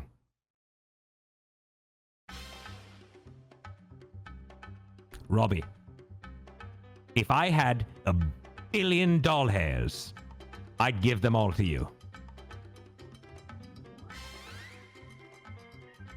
All right. Well, looks like I've got a problem.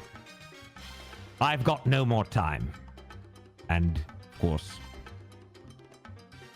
the players are back and ready to party. And hopefully not die. Look, I'm not saying that they're going to, but I am definitely concerned. And before I send you back to them, let me just say, I want to thank all of you. Look, I know that I'm stressed out and I'm frustrated and I'm all these things, but from the bottom of my heart, I want to thank all of you who shared tonight's show. If you haven't done it, I ask you to please do so. Hashtag the Dungeon Run. Tell a friend to tell a friend, okay? And remember, I'll be joining you in your social conversation around the game. Now, it's time. First of all, really quick, time out. All good. Good balloons, good potatoes. Golden. Think gold. Everyone, think gold. Not purple. Purple's bad. It's time to rejoin our adventure.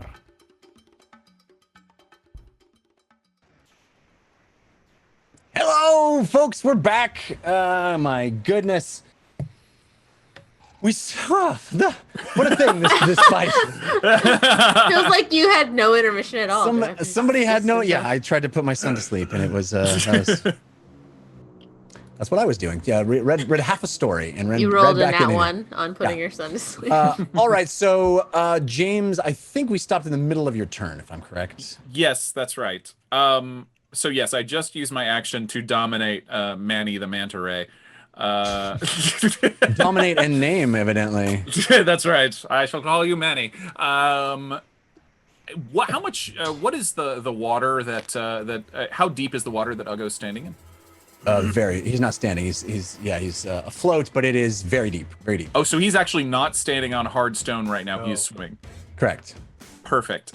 So then I will issue. So basically, the way Dominate works is I can issue commands that it can do its best to follow, or I can use my action on a later turn to take full and precise command of it. Okay. For right now, I'm just going to use Awakened Mind to say, would you mind terribly bringing my orc friend to the platform in the middle of the chamber? Thank you so much. Milady. Yeah. I mean, I wonder. Sir or madam. Yes. And that's my action and most of my movement. Map room, could you pull back slightly? So I feel like if you're just able to issue it a suggestion, it would probably swim over and grab him in its jaws and pull him. Don't hurt him, please. Don't hurt him. That wasn't fun. I did call him my orc friend, so hopefully it gets that. Yes. Have you learned nothing from the conversations I've tried to have with seagulls? So true. This is slightly different, Lily. I'm the one in control. So so the way this works is you can either move it on your turn like a puppet, or give it a suggestion that it will execute on its turn, right? Its turn, correct. Right. Okay. Fair enough. Great, and try to avoid those crystal things as best you can. Yeah, and then I think I have like 10 more feet of movement, and I will back up 10 feet. Okay, backing up 10 feet. So we already did Whitebeard's turn because I mistakenly did that out of order. And now we're up to the Spellweaver. So the first Spellweaver, the one nearest everyone, the one on the lower platform, is going to first cast Telekinesis. It is going to use... Oh, where is it? Oh boy. I'm going to use 5 of its arms to cast Telekinesis. You see it moving its hands, and it is going to Telekinesis one of the dudes up into the air, one of its Dreadnoughts up into the air. And it only has a range of 60 feet, so it has to pull it back instead of... Although, wait. Yeah, it can't leave. Telekinesis cannot... Can't leave its range, but it can't throw. Can it throw it? Maybe?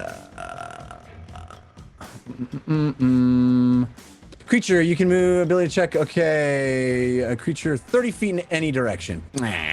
Oh, any direction. Oh, yeah. So he's going to throw this Dreadnought at you guys across the span of this... across the span of this bridge. So the purple Dreadnought is going to go flying 5, 10, 15, 20, 25, 30, gets it well past the edge that we have denoted. It's going to be hurtled, on a trajectory that makes it land right 2 squares in front of our tokens that mark the end of the broken bridge, close to Fahima and Lily.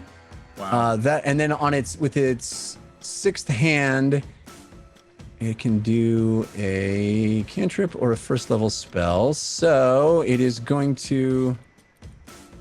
it's going to attempt to charm you, Civ. You have Wisdom saving throw with advantage because you're in a fight. Man. Yeah, that doesn't matter. All right. Guess we can trade a dominate for a dominate. We'll see. You might roll well. Oh. I lost the dice. Come on. Don't stall. I know you're stalling. This tactic will not work.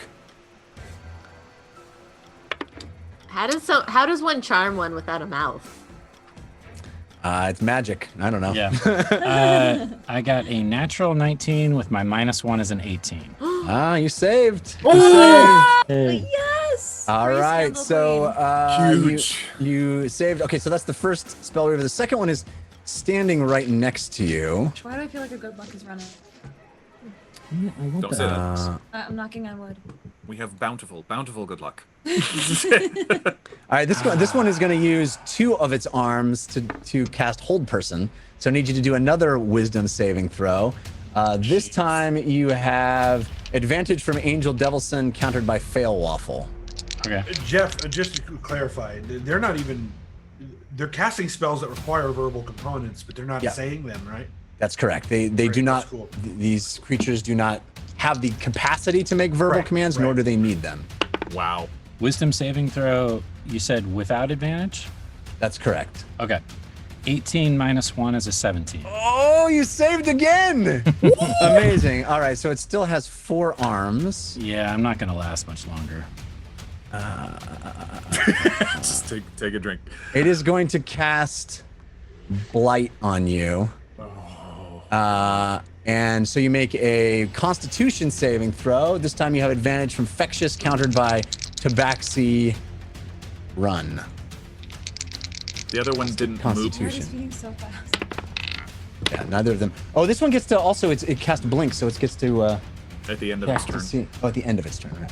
I don't get any attacks of opportunity on it for it casting spells with me right up next to it, right? No? No, you do not. They just get disadvantage if it's a. There's a feat that does that, I think, Mage Slayer, but no, not. That one gets through. I only got a 9 on Constitution. Okay. So you Jeff, you said how it works is they can cast as many spells as they have arms per turn. Per level of spell. Yeah, so 4th level spell takes 4 arms, 2nd level spell takes 2 arms. So they could just keep casting and then use up all their arms. If it stays concentrating on Blink, does that take up any of its arms? Blink isn't a concentration. I looked it up. Wow. Yeah, Blink is a very great spell. Yeah. It is. Because I thought the same thing. Yeah. Neither is Charm. Oh my gosh. You take, Civ, you take 31 points of damage. Telekinesis is concentration, but I don't think it's still holding that. Oh, I think I'm gonna uncanny dodge that if I can. 15 down to 15. Is that considered an attack or no? Blight. Yeah, I mean it's a magical attack. Okay, well then I'll uncanny. Well, actually, dodge. it's not an attack roll. It's only you do Right. you do a con save. So I think that's the save that you get is to Right. have it. So you don't. I don't think you can uncanny dodge that. So I take 31. You said? Yeah. Okay. Oof. So Yeah, I'm this not gonna last very long. it reaches out at you and you literally feel moisture draining from your body and this feeling of being closer to death, this awful feeling of blight moving through your body, this necrotic energy sucking the very life from you as you are right up next to it. You see it look at you as its arms swirling, it's trying to hold you in place and you resist, and then it just reaches out with this necrotic energy. You stare into its face, its mouthless face, its eyes hollow and vacant. That completes. Does it blink? Oh, it does it blink? That's a great question. Natural 20. Yes, it blinks. So then, as soon as you feel that necrotic energy wash over you, it pops out of your view. Okay. All right, so that brings us to Fahima. The one that's in front of Civ now is the one that did most of the damage on him and then blinked. Correct. The one to the right is still there, and that's the one that's closer to you. Okay, map room, can I please see an overhead of Fahima? Because I need to see how far away I am from the crystal. About 120. Oh, from that right. Dreadnought. Oh, yeah, not that. Okay, I'm right up on him. Great. Yeah. Okay, so. Oh yes. Fahima will turn to Lily and say, "I'm going to help Civ," and she will run up to the crystal and thunderbolt jump from him to the spellweaver that is still there. Yes. Amazing. So And I already rolled my damage, so the spell save is Dex, I believe. all right. It's straight roll for me. That is 11. Doesn't save, and then I will land and hit the other one and do damage to that one too. Yes. Wait, I'm sorry. I thought you were shooting to the Spellweaver, not to the other Dreadnought? Yeah. Right. Yeah. But she gets it at point of origin and at the Spellweaver. Yes. I just want to make sure she wasn't saying she said other one. I thought she meant into the water. Sorry. I just meant do another spell save. You know, another save. All right. So the Spellweaver gets a Dex. You said Dex, right? Yes. Oh boy, that's only a 7. Yay! Come on. I love it when you roll low. That's 30. Thunder damage, right? Lightning damage. 30 lightning to both. Woof. Yeah. Whoa. Come on. How much damage does that do? Like how many? 30 lightning damage to each of them? It's 8d6. On both sides? Yep. Woof, that's a powerful spell. Okay. So you run up to this Thanks, Ashen Mage. this creature made of shards, made of crystals, and you run right up to it, and as you get there, you convert your body into pure electrical energy, which goes right through it, across the length of this shattered, broken glass bridge, all the way to the stairs where this just like that. Ooh, with a cool camera move too. Wow. Come on, Map Room, loving it. Thanks, Map Room. And you land, and again, electricity explodes, and it. Wait a minute. It. Tell me about. It's a single. How is that spell worded exactly? Each creature within 5 feet of your origin and destination must make a dex saving throw. A creature takes 8d6 lightning damage on a failed save or half as much on a successful one. And whenever a spell is cast within 120 feet of the Dreadnought that targets only one creature, I guess this. It's that then it's not that means like an attack, not an AOE, and this Right. is an area of effect attack. The Dreadnought magically redirects the spell and becomes the target. I don't know. That's kind of a tricky one, huh? So I feel like. Okay. You want to give all 60 of it to the Dreadnought? Yeah. I think that's the exact. I think you run up to this thing and try to teleport through it, and your lightning heads across the glass platform, and then is magically redirected, and you land back on the other side of this Dreadnought. I think down to myself, like, why is there no lightning on me right now? Wow. Wait, oh, so I'm landing back. Yeah. Yeah, if you get bounced back. Wait, but part of it's teleportation. It's not a target. I'm just teleporting. But you're. I'm just The damage, or I mean, yeah, it does. The damage get. Well, you becomes the target, right? So the target. You're saying that you land there and it just does damage in the adjacent square, or Yeah. the spell targets. The spell targets a creature, right? It doesn't target a square. No, it targets whoever's within 5 feet of where she lands. So Yeah, it's actually an area. Well, then of it is an effect AOE attack. spell. All right, Yes, I'll take it back. Yeah. Sorry, Map Room. You're doing so many cool things, and I'm just. I thought what you were gonna do is Fahima Go on. lands by the Spellweaver and she doesn't have any electrical energy because it all left her and hit 60 on the crystal guy. Well, But I it think is it is a spell that affects a proximity, a space proximity to where you land, not a target. So we'll say that it does hit the Spellweaver. Yeah. take it. So this is the. Huge.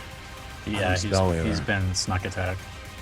Snuck attack. So you land, and like I said, this electricity, this bolt of lightning travels across this broken, shattered glass bridge, and as you land there, you appear in an explosion of electricity, and you see this thing looking at you, its arms waving wildly, and as you land, it explodes in electrical energy itself, arms landing on the ground. 1, 2, 3, 4, 5, 6, all of it. Arms spasming as electricity bounces in and out of it. Its body spasming, torn asunder by this incredible electrical energy. I look over at Civ, my fingers still crackling, and give him like a maniacal smile. I can't believe you guys have already taken out one of these things, man. Wow. Okay. I think Fahima took out one of those things. Yeah. Civ did an awful lot and a of sneak damage attack. to it. That's right. And a Civ sneak did an awful lot of damage to it.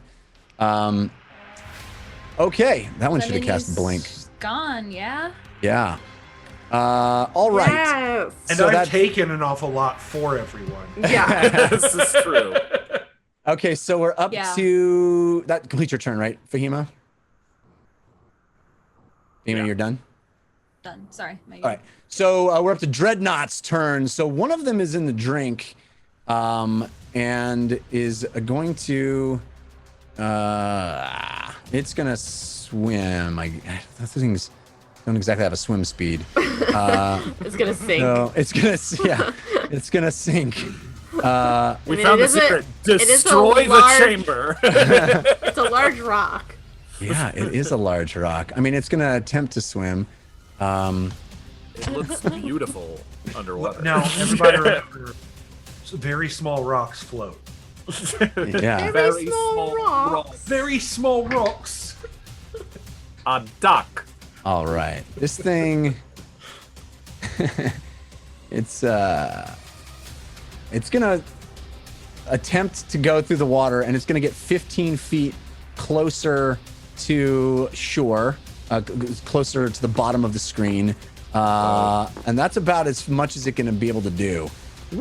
It's trying really hard to get out of the water, but it is it's splashing and heavy and moving through difficult terrain. Doggy paddling as a crystal girl. Yeah. The second one sees Lily and is going to rush up to her and hit her with slam. Hi. All right. Oh, that is a 17 to hit. Yeah, it's gonna slam me through the wall. It does hit pretty hard. It should look pretty bad though, right? This creature? This one taking a lot. Yeah, these are big stone. Yeah, these are basically the tanks for the spellcasters, right? Their whole purpose is to redirect spell damage to themselves. I was So they fooled have- by the crystalline They're structure. bulky. That is Diamonds are the hardest material. 8 points of bludgeoning damage, and you need to roll me a strength saving throw. Lily, you have advantage from Scully as my if homegirl. she takes no damage, does she need to make the throw? Because I reduce it by 11.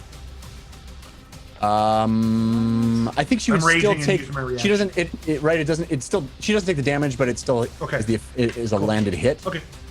So still Okay. roll your strength saving throw. 10. Does that say?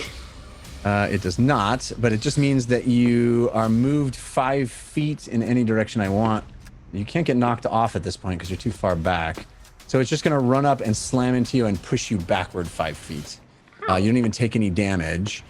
That completes its turn. So now, top of the round, Lily, you'll be first. But first, before we do that, the tide is going to push, I guess, only the Dreadnought in a counterclockwise direction. 15 Or the manta ray. feet.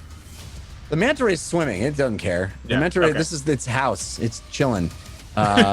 Cool. And Uggo is out of the water. Oh, Uggo's not out of the water. So Uggo, you'll move 15 feet as well in a counterclockwise direction. So sort of diagonal 5, 10, 15 for each of those two characters as the current of the whirlpool pushes you away from the shore. But it is Lily's turn, and then the mental ray will go after that. Okay. I am. Too far. It's called a razor manta, by the way. How far am I from Uggo? 30 feet. Actually, the map room should move me 15 Yeah, feet. 15 feet in a I think that was. counterclockwise. Oh, okay. No, that's Yeah, So she it would moved be me up- the wrong way. Yeah. Yeah, it would be up to the top. So it's as if the thing is swirling in this counterclockwise direction. So you would be pushed up and to the right. Counter map room. Got it. So Well- up 3 squares. Yeah, up 3 squares from where I'm at now, directly upward. Okay. What I'm gonna do then is I'm going to this crystal thing just pushed me very hard. I didn't like it. So I'm gonna say you're beautiful, but I don't appreciate the way you're interacting with me. And I'm gonna shatter it again. I love it.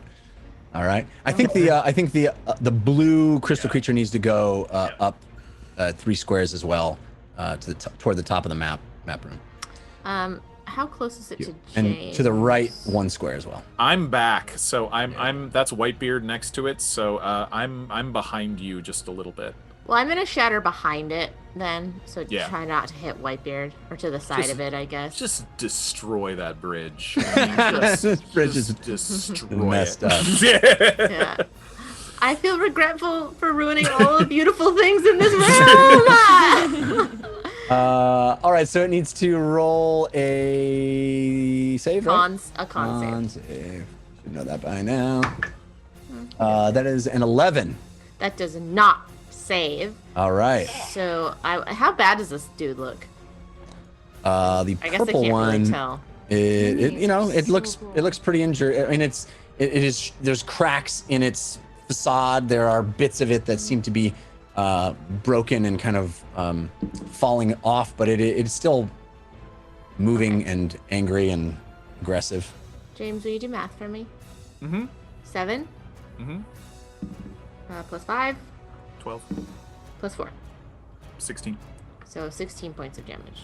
All right.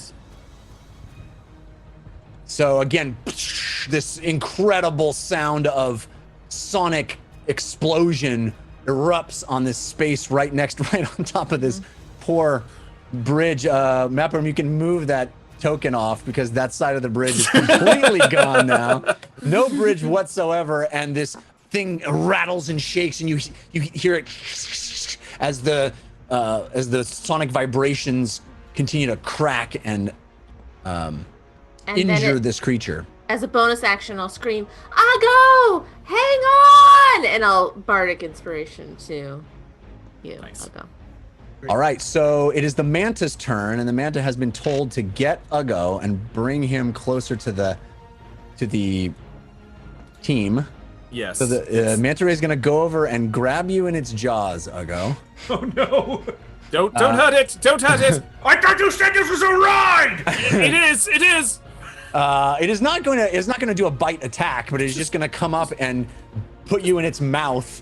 Nicely gum you. and Uggo, it's like one of those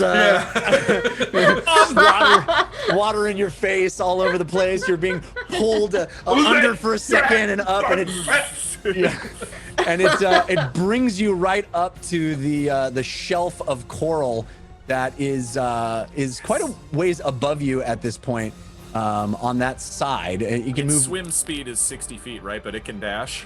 Yeah. Yeah, it's not going that direction. That's amazing. Is that where you wanted it to go? Yeah, I want it to go to the center. Yeah. Okay. Yeah. I want Uggo where those spellweavers were. Yeah. All right. Now. Very cool, Map Room. That was awesome. And so yeah, it deposits you, water splatting in your mouth, all in your eyes, and you're, completely out of control, Uggo, being sloshed around inside this massive creature's mouth.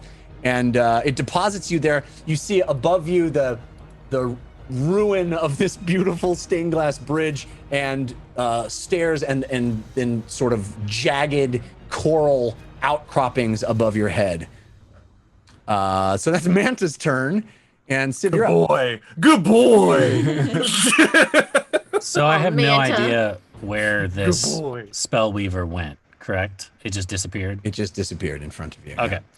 Then I would, so Mr. Whispers moves and dashes towards me, so he gets 100 feet my direction. Mm-hmm. And then I'm going to sheathe the short sword, draw 2 daggers, and then I'm going to move bonus action hide behind the chest, and then hold my action to throw the daggers when this thing reappears. Amazing. Nice. I love it so much. All right. Nice. So Civ readies and hides behind this chest and is coiled and ready to pounce. That brings us to Uggo's turn. Uggo, you've just been sloshed around by a manta and deposited under this coral island. I wanted to go the other way, but I guess I'm here now. And am I prone?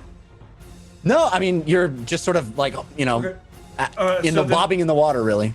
So I'll climb up on to the island and start walking towards the center, and I'll slowly reach and grab the big ball and say, Oh no! They better stop me from opening the chest if they have 6 arms and are really ugly! Give me an acrobatics check with advantage from Zach Mac 09 No for shame. your climb up the coral. you said acrobatics? Yes, please. Or athletics. Athletics is fine. Okay, so athletics, 23. 23, yeah, no problem. The handholds are jagged and some of the coral breaks as you put your hand on it, but you keep grasping on and hoisting yourself up. It kind of cuts into your hand a bit, but you slough off the pain easily, and you pull yourself up onto these beautiful steps that seem to have been carved meticulously, painted intricately, and you hoist yourself up and you start rattling your saber and yelling for this thing to reappear. And so I'm going to take my action and hold it so that when it appears, I'm going to attack it. Yes. This thing is playing peekaboo with the wrong people. I'm so glad it goes right before my turn, too. All right, James, you're up. Great. Map room, can you pull back, please? I'm going to free action. Can I instruct the manta ray to come? That's right. I have a telepathic connection with it to come back to me. And then. Oh wait, no. Hey, would you mind? Would you mind gratefully attacking that blue crystal thing and dragging it to the bottom of this chamber? And it will do that on its turn, and then 2 Eldritch Blasts into the purple crystal creature. Amazing. Okay, so you have advantage on the first Eldritch Blast from Scully is my homegirl, and on the second from Scully is my homegirl as well. The first is a nat 20. Woo! Double dice. So I want to say we got some love from folks as well. Some of those balloons continuing to... Oh my gosh, we got so many evil yams. Oh my gosh. Yam Hammer with 5 evil yams. Whoa. Wow. 5 Yam Hammer. That's like hammer. Yeah, hammer. I think that's Yammer time. Yeah. That's like Yam Hammer Mull. time. I think we're at Mull level now. I'm sorry. I just had to stop. Yammer time. That's all I had to do. Down Whoever to you are, Yam Hammer. And that's the show. down to Clown with a yam and J-Rock with a yam as well, which means the current beatdown is Team Force of Evil 80%, Team Force of Good 20%. I love this community. It turns out it's very evil. It's a very evil community. It's a very evil. This is just Level- payback Oh, wait. for the last That episode. was what I thought they were voting on whether they thought we were evil or not. No, evil all the time. They're choosing sides, man. Did I say the love? We got Smite is right, Cosmic Lord 94, Dream Blaze, Dude the Man, D&D Kid, Iconic Z1, Holly 2019, Grimsler, Chef Scott 68, and others. Thank you for all the love. We certainly appreciate it. Hope you're having fun, as much as fun as we are. Okay, so what was the total So of the your first was a Eldritch nat Blast? 20, and the Yep. second Eldritch Blast was a 16. It hits. Does that hit? Awesome. 1 second. Both of these are going into the blue one or the purple one? Purple. The purple one. Okay. And that is going to be 21 damage, force damage to that one. 21 force damage. Okay, this thing looks very badly injured as your Eldritch Blasts pummel it with force energy, purple arcane energies erupting from your fingers. There we go. Map room showing it spectacularly. And pops into this thing. You hear crunching and shattering as this thing breaks apart in certain sections. There's actually a hole in it where some of the shards have been completely dislodged and they fall to the ground, hitting the ground with a clinking sound.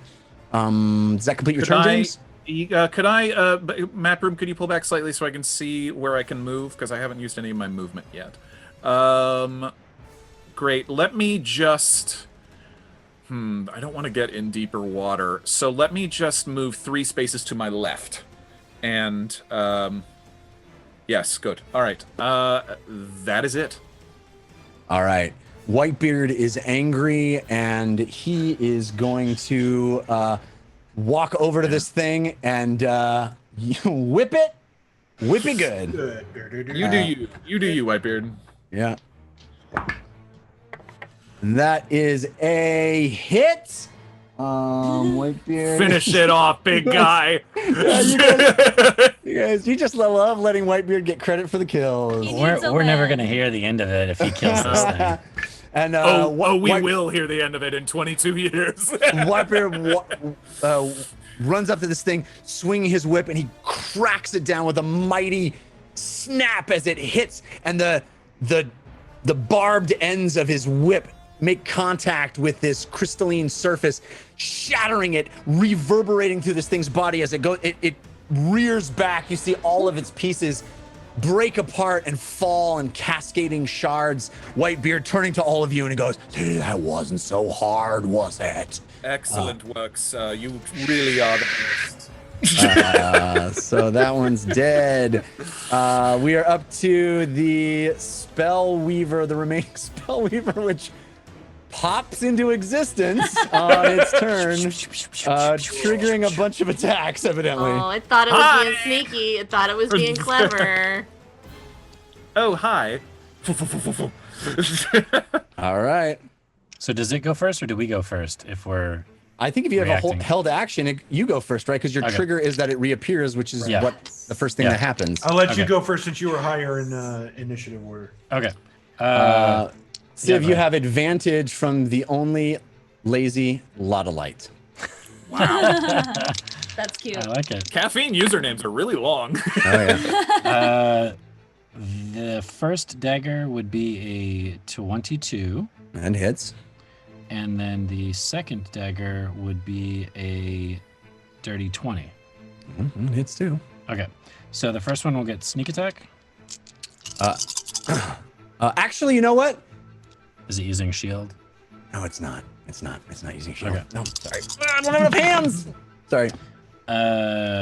Says the six-handed beast. It's like If only I had more hands. it's holding something big. Yeah. Oh boy, Oh, yeah. You can guess who it's aimed at. all of you probably. 25 from the first dagger with the sneak attack. Do you have sneak attack on it? 25 Oh, points yeah. damage. For sure. with I was Mr. hiding. Whispers. I was hiding behind the thing. I don't even have to use Mr. Whispers. Oh, right. Yeah. And then the second one Oh, is no, going to it's do not gonna get a the- whopping 3. Oh, 3 points of damage. Okay. Yeah, well, you can only Alright. sneak attack once around. Yeah. Yeah. Right. All right. Ugo, you had a held action as well, I right? did, yep. Do I have advantage at all? You do from Uncle Jeff. That's And you're throwing hammers, yes? Yes. Yeah. Yeah. Thanks. not me. Uncle Jeff. Oh.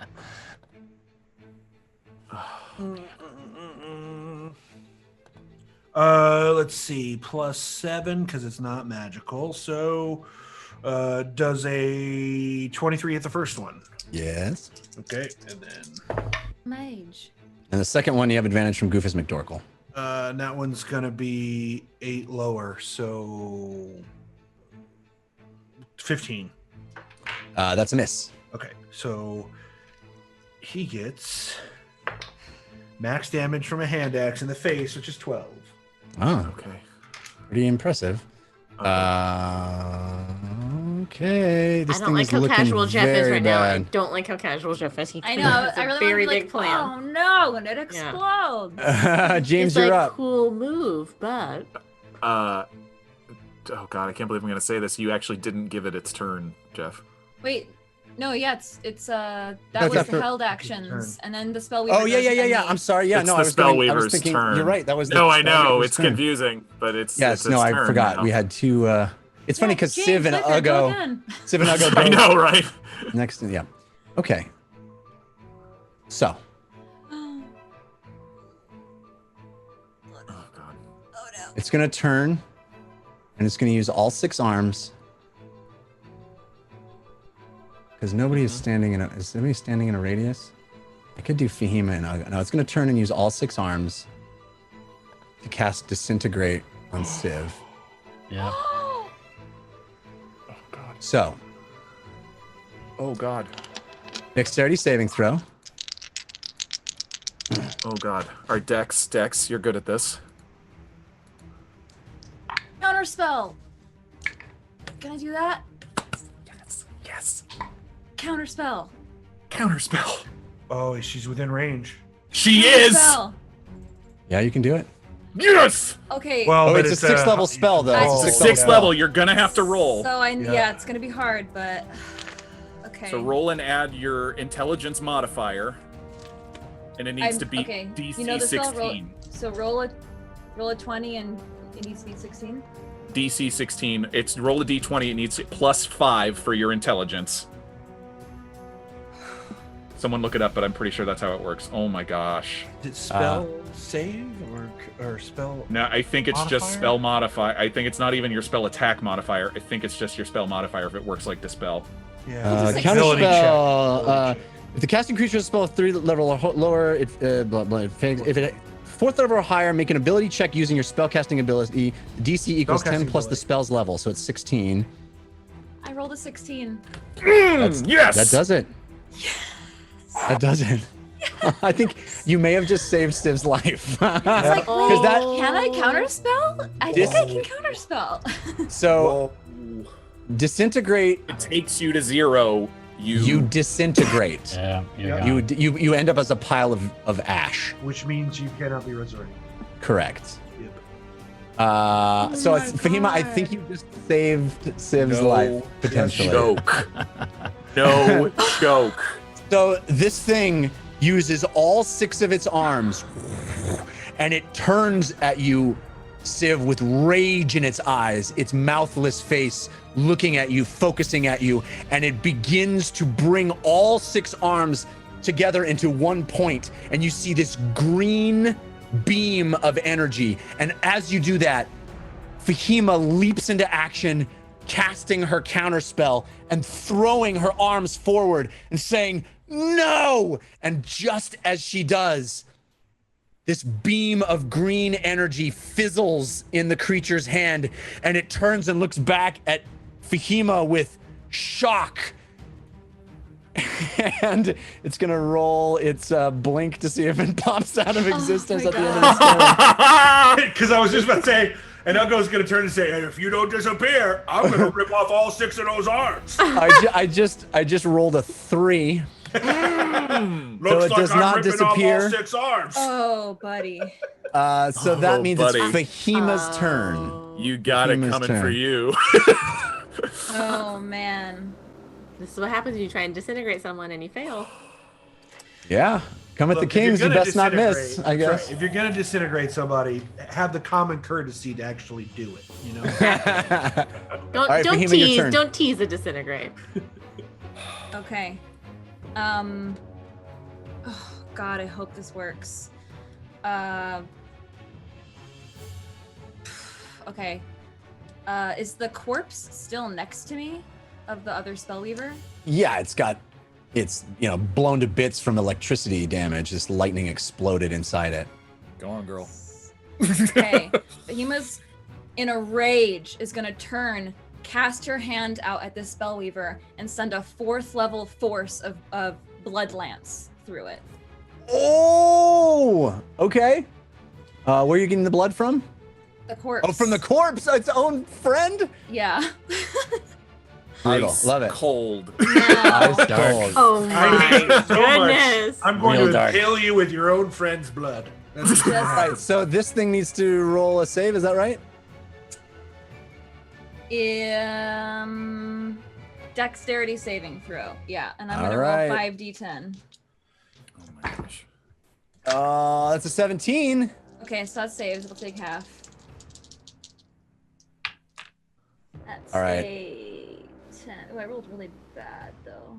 I can't wait 17, 18, for this. 19. It's The, only 20. 20 So points of 10. damage? 10 necrotic. And to you. All right, so Fahima, you reach down in your mind and you pull the blood, the very lifeblood from this thing. There it is in the map room. I'm so excited to see this. Oh We need my one gosh. More, one more. Oh my. That's another gosh. 6. Oh, Another so 6. 13.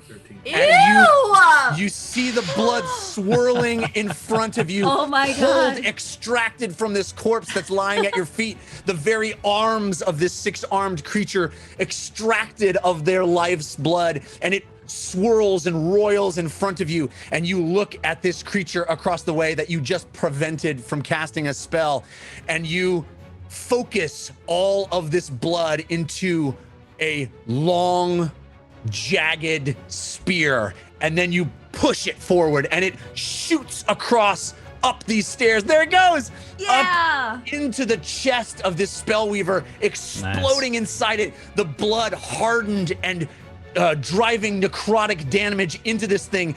Its arms flail out. All of you in your minds feel this incredible scream of psychic energy. No audible sound is heard, but all of you hear it in your mind, and this thing explodes in incredible force of blood just ripping through its body, and you see it fall back 5 feet, bounce off the chest itself, the golden chest itself, and twist and fall, tumbling down these coral levels, jagged, sharp coral that continues to slice into its body, tumbling, falling, and splashing into the water below. That was crazy, Jeff. What an awesome description. Wow. Do not mess with Fahima Taig, I guess. Wow. Or the Heroes of Bingle. You guys, that was That's all. my So turn. there's still a creature in the water, and it is its turn actually. It no longer has any masters. And it's about to get bit by a man. It's about to get. Oh, I mean, let it. Can it fall in love with the manor?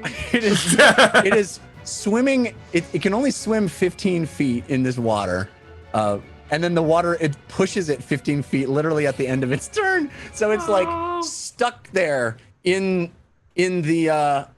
It moves forward 15 feet, and then the water pushes it, and it is flailing. It doesn't need to breathe air, so it doesn't really matter that it's stuck in the water. It's just completely diffused. It's impotent. It can't do anything. In a way, blowing up the bridge was the best thing you could have done, Lily. I thought I ruined it, but I guess it worked out. Civ, I told you, Fahima could kill us all. So what you see, eventually how this plays out, Lily, you have a turn, but right after you, this manta is going to come up. I don't know if you want to use your turn to do anything to this thing, but the manta is going to come up and grab this thing and pull it under the water out of sight. I think that only lasts for a minute, so we should still move quickly. I've only got control over the ray for about a minute, but he's going to keep that other guy busy for a bit. yes. We need to get them over the bridge. That's a bit of a. Well, and I have the key. Fahima,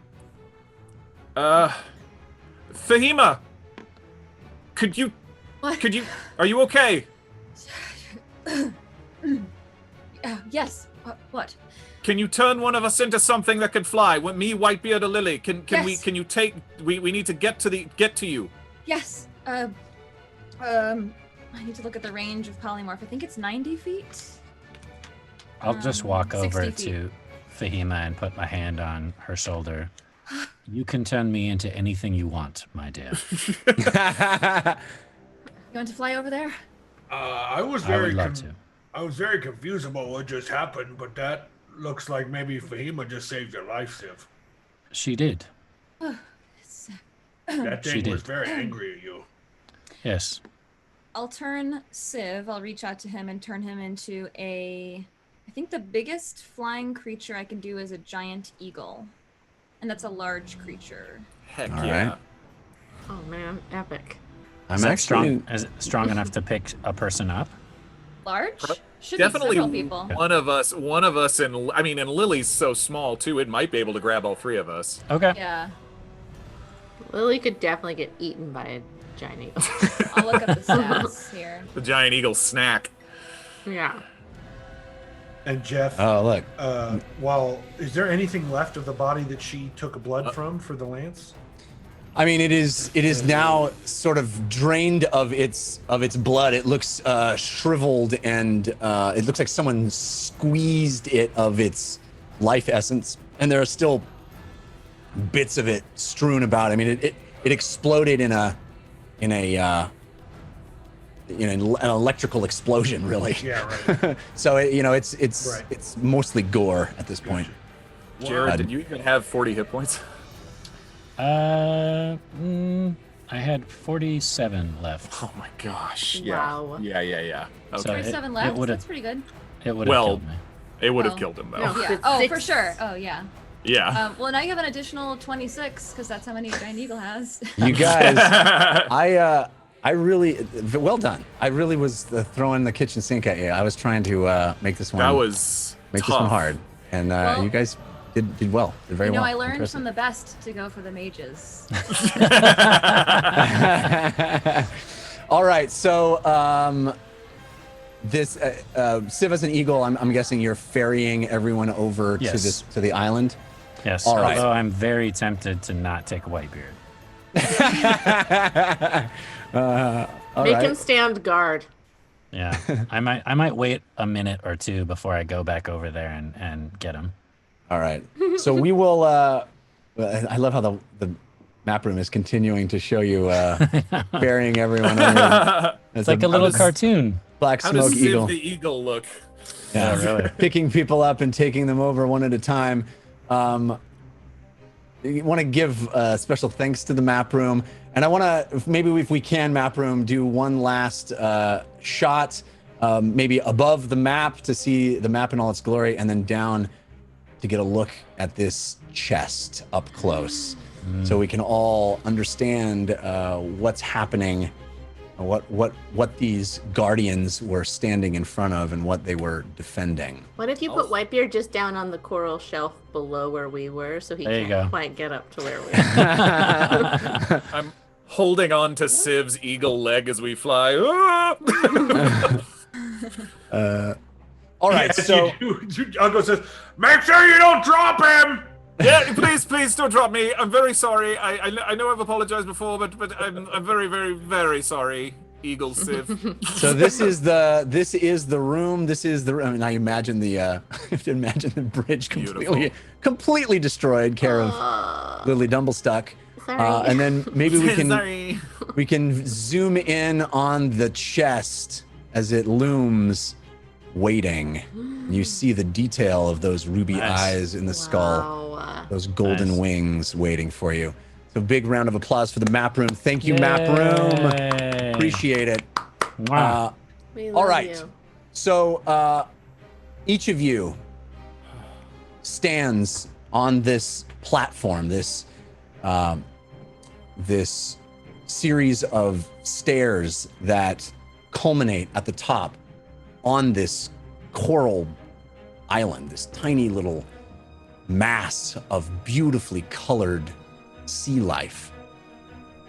And you stand in front of this golden chest. I hold out the silver key. Could it be? I don't know. Are things like this trapped? Before we do anything, I want to take this moment to say I love all of you. And I know we that look there at are... oh, sorry, Whitebeard. I don't love you because you're taken. I just want to say we've come a long way. Wink. And I'm sorry if I ever hurt any of you. Wink. And he looks over at Whitebeard. Wink. That's it. That's all I wanted to say. Of course. Why? Oh, I love you all too. This seems very momentous right now. Look where we are. Look what we just did. I guess. I want to say, you're lucky you have a captain like me who can single-handedly take down one of these monsters. But y'all performed admirably. And I think we're about to be very, very rich. Yes. Right. Civ, would you is Civ still an eagle? I am still an eagle. I'm going to nudge Fahima towards the chest. In preparation for this, since Ugga looks a little hurt, I'm also just gonna cure wounds on him. Oh no, I'm fine. I'm fine. You're fine? Yeah, I don't look. I don't look very hurt. Oh, I thought you were. Okay. Civ got hurt a little bit, but he's now an eagle. Civ, are you okay? Eagle protection. I can't tell how you are when you're a bird. Okay, I'm gonna take that as he's okay. He's quite majestic. Okay. I love this idea of Civ hovering there with Mr. Whispers. Oh yeah. Oh. Large bird, little bird, both of them a whole life together, not as birds, but now birds. Just a couple bird buddies. Birds of a bird buddies. Birds of a feather. I will investigate the chest. All right. I'll step closer. I'm gonna step in between the chest and James, and then I'm gonna push Fahima towards the chest again. You should take a look. Civ, okay. Yeah, I'll do the investigation check. Okay, FEMA's doing it. Arcana, actually. Arcana check? I want to check for traps, magical traps. Is that still investigation? Yeah, let's do investigation. You have advantage from Cosmic Lord 09. Thank you. And then when Cosmic when she bends down, James, I'll step out of the way so that you can join in. I want to say we got some more potatoes, by the way. We got a gold potato from Scully as my homegirl. What? Evil Yams from Changebox, J-Rock. And you know my boy Yam Hammer's got another yam in there. Yam Hammer. It's Yammer time. It's Yammer time. The Yam Hammer is dropping rhythmically. Anyway, thank you all for that. Appreciate it. I didn't mean to ruin the moment here. Oh my gosh. You know my boy 21. Yam Hammer. 21. 21. All right. Fahima, you do a very thorough check of this chest. There doesn't seem to be any overt danger that you can perceive. I think the danger is past. Okay. James.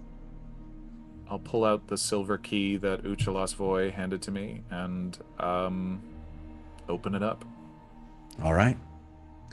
You place the silver key in the lock, the front face of this chest, and it fits perfectly. Okay.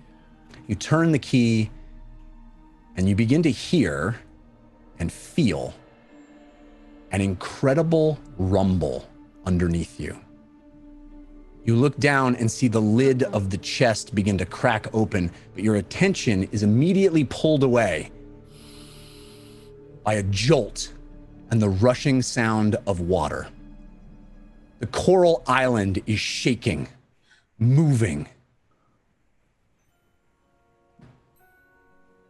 The bridge that was already shattered breaks off. The end of it that was still hanging on the side of the coral breaks off of it because the water is rising. No, not rising, draining. And the entire mass of this coral reef, this island that you're standing on, is lowering, no longer buoyed by the seawater that is draining out of the room. And as the water recedes, escapes out of the chamber by some unseen mechanism, you start to notice something at the bottom, through the murky water, rapidly getting closer to you as the island sinks lower and lower and approaches the bottom itself. And you hear Whitebeard peering over the side, watching as the island sinks, as the water level is lowering. He leans over the side and he turns back and he says, "Treasure." And you see gold and silver and jewels, piles and piles and piles of it all around you. The entire floor of this huge chamber underneath the water is absolutely covered in treasure. And the coral island sinks and eventually lands with a thunk as the last of the seawater drains from the room. You see the crystalline creature fumbling around. All the marine life has escaped into parts unknown. And you're surrounded by a new sea of riches. Oh. Billy, Yes, I'll go. how many malls is that? That's a lot of malls, I go. Somebody want to roll me a perception check? Sure. Yes. Everyone. Everyone can. Sid, you have why advantage from. Sid, you have advantage from Changebox. You have advantage from Goofus McDorkle. James, you have advantage from Karma 6. Ugo, you have advantage from Zach Mac 09. And Lily, you have advantage from Pathogen Jester. Advantage. Dirty 20. I think I would be looking inside of the chest, though. We'll get there. Okay. 19. 22. 17. All right. So all of you are looking around as this process is happening, this draining, and you're drawn to this view of all this incredible piles of treasure all around you. It's like Scrooge McDuck's from Manch. You know, it's like Pirates of the Caribbean, the ride, where there's piles and it's like that. But it's not just coins, it's items. And there seems to be, those of you that rolled over 20, in this cacophony of wealth that is almost overwhelming to behold, there seems to be a bit of a theme. All around the treasure cache, there are clocks, timepieces, large, ornate grandfather clocks cast in gold, silvery watches and jewel-encrusted hourglasses. And as you peer at them, all of them seem to be moving. Fast. Too fast. The hands on their faces spinning too rapidly. The sand in the hourglasses impossibly churning. And Civ, you said you want to look at the chest. Yeah. As you look at the chest, as your attention is brought back to that chest, the lid opening under the turning key, you see that it is now open wide, revealing a smooth taffeta lining of purple and orange. A cushion upon which is placed a single item. Looking at it, that feeling that you had when you first entered this room returns. That sound in your head. Thump, thump, thump, thump. That thumping, like a heartbeat. Fast. Thump, thump, thump, thump, thump. Maybe it's your own heart beating fast. Maybe it's your own heart beating fast because what you see is astonishing. There, resting on this taffeta cushion, inside this golden chest, is the hilt of a sword. Pommel, grip, crossguard. But this is no ordinary weapon. The hilt of this sword is crafted in a very particular way. Markings, style, craftsmanship. It's remarkable and unmistakable. It looks like it was created with the same design as the Secret Keeper's amulet. The two relics could be siblings, they share so many similarities. It's as if there were a collection, a set, themed in a specific way. And this sword hilt is part of that set with the amulet that you all know so well. Whoa. Does anybody else recognize that and also see all those clocks there? Yes. Yes. I will very carefully use my beak and pull the hilt out and hand it to and hand it over to Fahima. Never could have guessed it'd end up this way. Fahima, you want to roll me an Arcana check, please? I do. You have advantage from Funky G Macman. Thank you, Funky G. 27. 27. Right. Civ plucks it out with his beak, with his giant eagle beak, and hands it to you. And you hold the hilt in your hand. And it's true that this sword does not have a blade, but it doesn't look like the blade is broken or missing. It looks like the hilt is ready. Saber? This weapon is pulsating with power. You get the sense, based on your knowledge of the arcane, that it doesn't need to be fixed, but rather charged, empowered. But also, the moment that you lift the hilt from the chest, in your little beak, your large beak, I should say, you hear a clicking sound. Oh boy. And then a loud shifting, grinding all around you. Slow at first, this creaking grows into a stronger noise. A movement that starts underneath you and spreads to all of the pillars that encircle this room. Looking up at them, you see the pillars vibrating slightly. Then there's a crunching sound as the coral that has grown up and around these pillars starts to break off.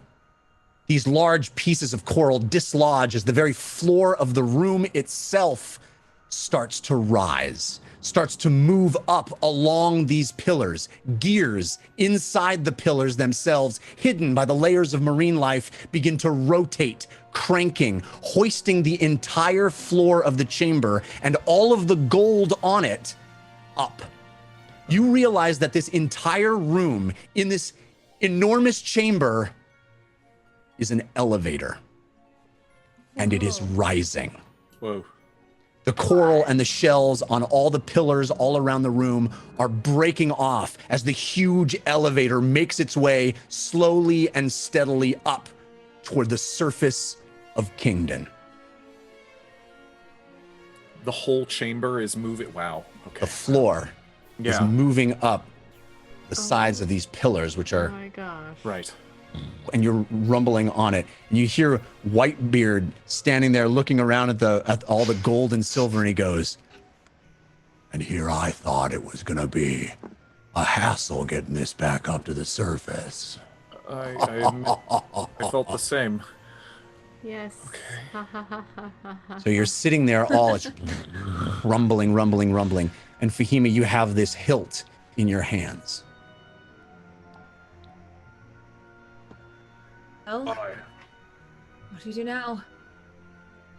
It look like we're gonna crash through the ceiling or something? It does look that way. You're moving up, and there's this, this time period. This is a very slow ascent, but this chamber is very tall, so you have some time here. I want to try and figure out how to charge this hilt. Mm-hmm. So would that be an Arcana or an investigation check, or was that part of the initial? I mean, that is a mystery to you at this moment. Even with your incredibly high Arcana check, you've never seen a thing like this. You don't know what it is exactly, but it certainly seems that way based on your knowledge of the Arcana, that it doesn't look like it is broken or missing anything. It just looks like it needs to be powered. I'm gonna take off and fly up to the ceiling and see if I can either invert or glance by it. I'm trying to see if the ceiling is breakable. In other words, I'll I'll investigate it or attack it or whatever I need to do. As you fly up, swirling through this massive cavern, this chasm that you're inside, you get higher and higher and higher, and you see this lattice work above you of coral and earth, and you see some signs of light popping through, and you see that these pillars that have hidden these gears inside them and are actually lifting up this incredibly large elevator terminate at that point, at this where this lattice work of coral and earth seems to meet the surface of Kingdon. Does it look like it would terminate as in like squish everybody on the island, or terminate before it gets to that point? Well, roll me an investigation check based on your eagle senses. I don't even know what an eagle gets for investigation. It's probably not bad. You have advantage from Forest Elf 86. I don't know if it has a... If you can poach a mouse from hundreds of feet in the air, you can figure out what. Well, that's perception. Yeah. I don't know.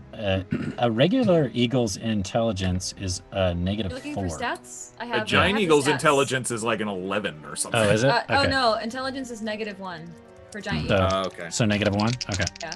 And I'm sorry, Jeff. I had advantage or disadvantage? You did have advantage, yes. Okay. I read who it was. And you have keen sight, so you get advantage on the perception check. Anyway. It's an investigation. Oh. Yeah, it'd be an intelligence check. Okay. I got 18 minus the 1 is a 17.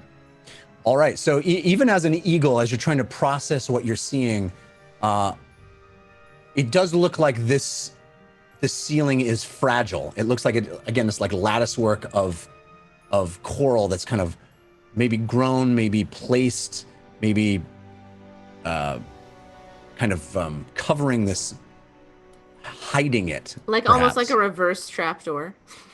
Yeah, maybe. Mm-hmm. I'll strike That's it. a good way of putting it. Okay. So you're gonna bash into it? I mean, I don't know what giant eagles have. Claws, I'm assuming? Claws and Let me talons. send you the Or send- beak and send you the talons. link. Here you go. Okay. Just click on it. Yes, I will do whatever giant eagles have.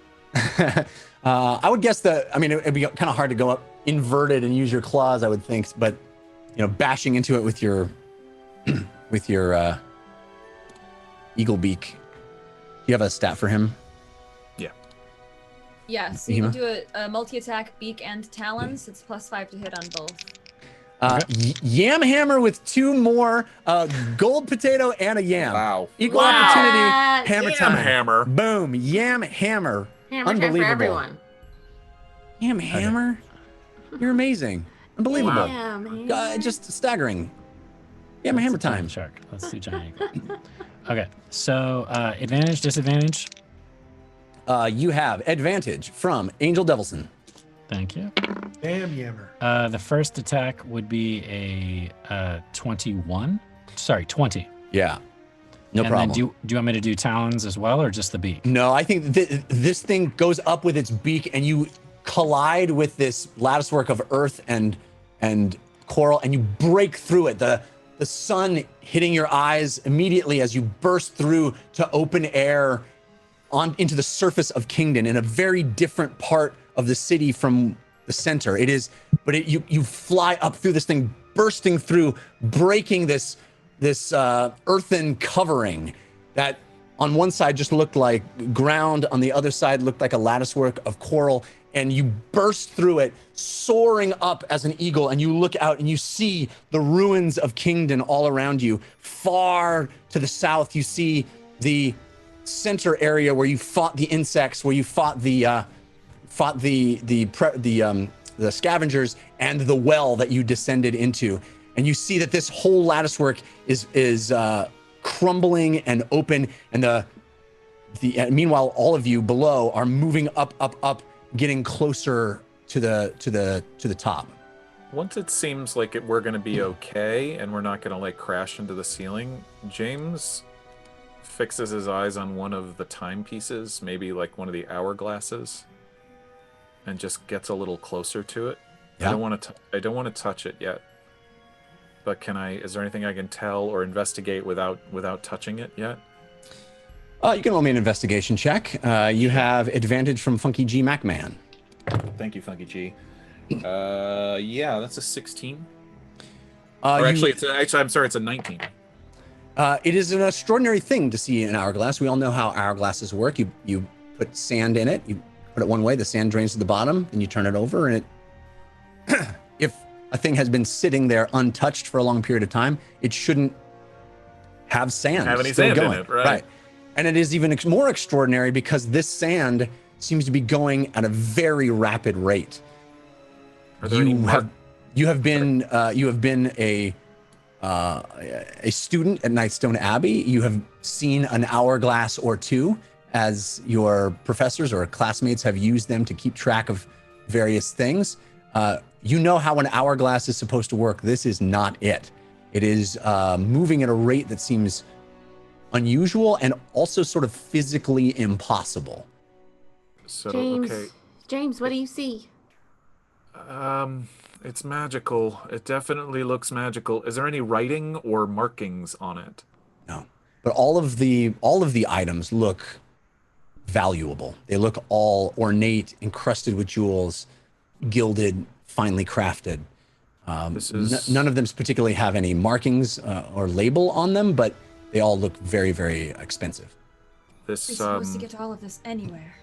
I have no idea. Well, we have an entire crew a days out from the city, so there's that. But Not this even. is- We sent Eddie. Right. So less than that. Eagle. I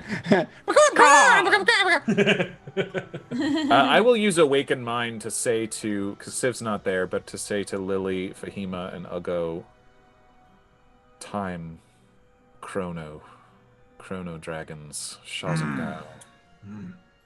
This kind of gives some credence to that connection. And even as you say that, you start to feel a very now familiar pull. No. A tug. Div! Come back. A tug at your essence. Oh gosh. What? A pull of your very being out of your body. Extracted from your body. Extracted from this moment. I And think as everything- an eagle, I would probably try to flee from that because I'm thinking like an eagle. So I just start flying as fast as I can. And the wind is in your face, moving over the destroyed rubble of Kingdom, these roofs that have been ripped apart. Seeing it from this height, seeing it from this vantage point, you see the carnage that has been wrought over the tops. You see how there seems to be massive claw marks digging through rooftops. There seems to be burns and damage, destruction rain down from the top, and all through it, you feel this tug, this pull, this extraction of your being out of yourself. And then everything goes white. And once again, you are sitting in the waiting room of a bank in Turles. Oh, man. Wearing fine clothes. A banker sits behind a desk. 2 doors behind him. You have a vague recollection now of weeks of travel. An incredible operation of hauling large amounts of treasure across the land from the ruins of Kingdom here to Turles. An operation that would have been impossible, save for the fact that Whitebeard's crew had over 24 new recruits. An army of pirates. An army of pirates that transported their plunder over land for safekeeping here in Turles. You remember fending off bandits and animal predators along the route. A difficult and perilous journey made all the more challenging because Whitebeard was convinced that the chest and the hilt were cursed. Siv? Unwilling to leave it behind, he sent you ahead to make very special arrangements to keep it in a uniquely designed vault in the city. You see Whitebeard now, his white hair slicked back on his head, dressed in newly purchased fineries. And you hear Loudmouth finish his tale. And that's the story of how we got here. That's the whole tale, really. These 5 here are really the reason we've got any treasure at all. Or really any reason that we were able to even bring it here to you. See, that's the whole tale.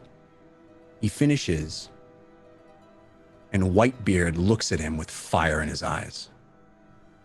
In one quick move out of nowhere, Whitebeard grabs Loudmouth, presses him against the wall, pulls out his dagger, and says, "You just can't be quiet, can you? This is something I should have done a long time ago." Stop! He forces Loudmouth's jaw open and slices out his tongue. It falls to the floor of the bank waiting room, and Whitebeard takes his brand new shiny boot and stomps on the tongue, squishing it flat under his heel. He points to the banker. "Let that be a lesson to you. You breathe any word of this story to anyone. Tell anyone what is being kept in this vault or who you talked to today, and I'll kill you." I'm running to Loudmouth and like using a tissue to help him. And Loudmouth's eyes are wide, shock and horror on his face. He brings his hands to his mouth and grabs his face, blood pouring between his fingers down his chin. Lily. I'll do cure wound. He looks at the five of you. I'll put my hand He looks inside of his mouth. at Whitebeard. He turns and he runs down the long hallway out of the door and into Turles. And that's when everything goes white again. You feel your essence pulled as if through a pinhole, compressed and expanded, yanked painfully through time. And the first thing you notice is the smell. Dirt and sweat, rock and stone. Oh my gosh. You're warm, very warm. And you're wearing unusual clothes, lava hide.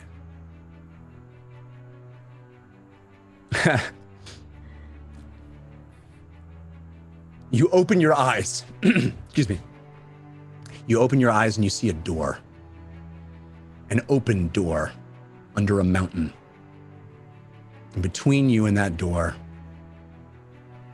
is a young dwarf staring at you in confusion.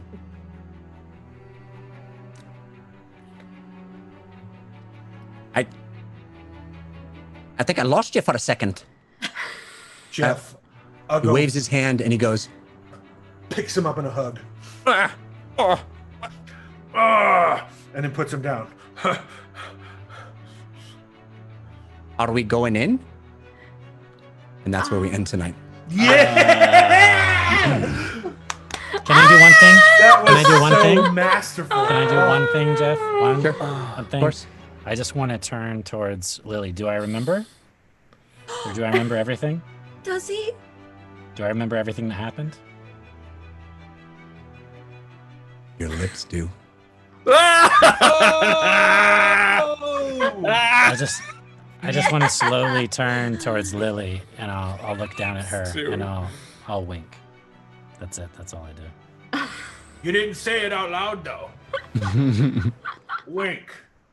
That's how it does. That's how you do it. Oh my gosh. Wow. We're back, everybody. Oh my gosh. We're back. And that is the legend of Whitebeard's vault. And that was a side quest. What was supposed to be a couple of weeks, maybe a month, getting through quarantine, was 22 episodes. Oh my, Jeff, you're incredible. Yeah. You guys are incredible. You guys are incredible. Thank you. This audience is incredible. This community is incredible. Yes. Hey, I have some important stuff that I want to say right now. Okay. Okay. First of all, thank you to everybody for watching, for this incredible amount of potatoes and yams. Unbelievable. And all of the love, the balloons, just being here in chat. You don't have to buy a single thing. Just being here, supporting the show, creating the discussion around the show, being part of the Discord, being part of the watch party, being part of the YouTube, all of it. Mm-hmm. It's extraordinary. And we are the beneficiaries of your energy, your passion, your love, and we are so grateful. Thank you for that. Now, having said that, we have a unique opportunity next week, ladies and gentlemen, to get some new folks to watch the show.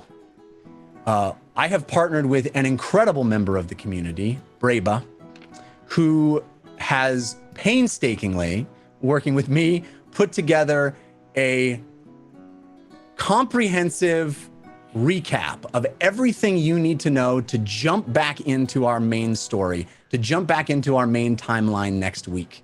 It's going to be posted on the Official Caffeine YouTube channel. We're all going to push it out in our socials. And I'm hoping that those of you who are watching and who like the show will use it as a tool to help recruit some new folks to join us on this adventure. It's going to be 20 minutes and it'll tell you everything you need to know. I think it's really cool. And I think it's it's got hallmarks of what makes our show, I think, special. I think it'll be a great thing. You can just forward the link, help people be able to jump on. They'll know everything they need to know to jump in with us as we return to the fortress of the 4 former forges next week. This is a long time in coming. It's something that we've been excited for. It's something I personally have been excited for since we started this show. It is a big destination full of a lot of answers and a lot of mysteries.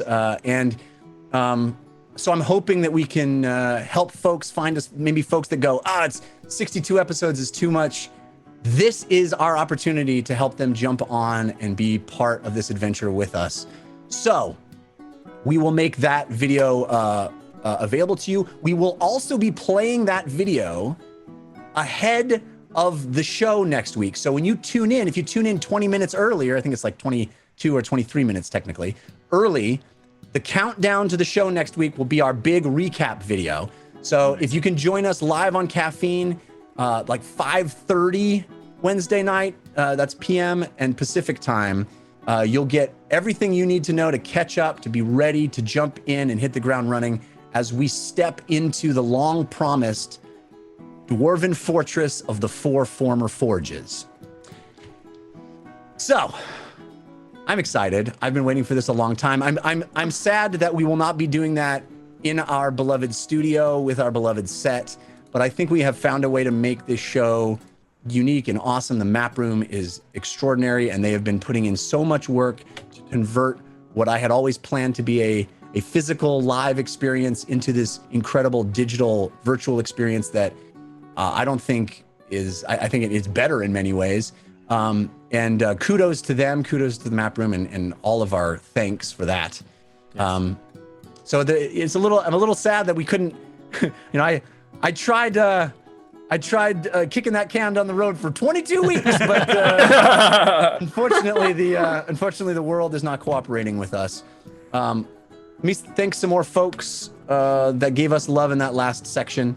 Melman 2002, Love for the Catman, Pope Mummy, Z-Man 9018, Diana of the Night, Fat Loot, Nope, It Is Evil, Akuna Matata, Vosh Voyager, and more. Thank you. The final tally, which I am cutting off right now, the final tally is Team Force of Good, 23%. Team Force of Evil, 77%. Force of Evil, absolutely crushing it. Laying waste. Thanks again. It's going to be a big week next week. I hope you can join us live. If not, we appreciate you watching on YouTube or listening as an audio podcast. We'll see you then. Until that time, humankind. Be both. Be both. Well. Wow. There you have it. Huh? What did I tell you? What did I tell you? Jeff Kanata is the greatest DM in the history of DMs. Prove me wrong. Seriously. Try to. I'll play your mind if you do. We return to the main storyline. Good gracious, I cannot wait. And let me tell you something. As Jeff said, if you're not caught up on the main storyline, or you have a friend who is not, next week before the show, we will have a very special recap video with everything you need to know before returning to the main story. So, set your reminders and calendars now for 5:40. That's 5:40 p.m. Pacific next Wednesday. Don't come at 5:50. I was about to say 5:60, which isn't a time. That's would be 6 o'clock. Don't come at 5:50 thinking you're going to see the whole thing. Come at 5:40 or earlier and be prepared, because we're going to show you that recap, and I promise you, you're going to love it. I don't know what time it is Eastern. Sean Patrick, you'd have to figure that out. I think it would actually probably be, what, 8:40? Yes. Now, to all of you who've played along, and interacted with us throughout this evening and all of the... why is that already burning, Reza? There's already a hemorrhoidal pain that I'm experiencing. Wait, I don't... Someone said that it doesn't change over until next week. Why? Oh, that must be something else. Okay, look. Good try. We thank you all, really truly. From myself and everyone here at the cast, in front and behind the cameras, we are so very grateful for you and to you. And as I said before, be sure, please, to join us live next Wednesday at 5:40 p.m. Pacific, right here at caffeine.tv/The Dungeon Run, as The Dungeon Run, the greatest show in the history of shows ever, continues. Click the star to follow the channel to get live notifications. I will be there, Milo will be there, the whole team will be there, and we hope you and all of your friends will be there to continue on this incredible adventure. So, until next week, may the dice roll in your favor.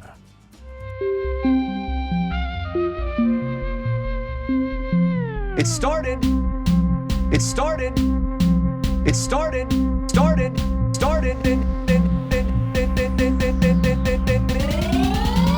As a simple dungeon run.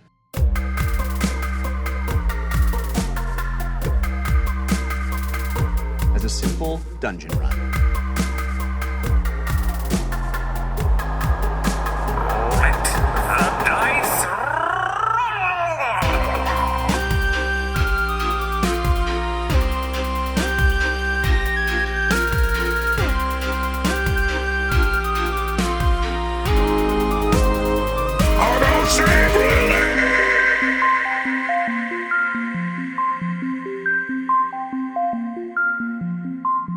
In a world where magic exists, anything is possible. Ah, life is pain.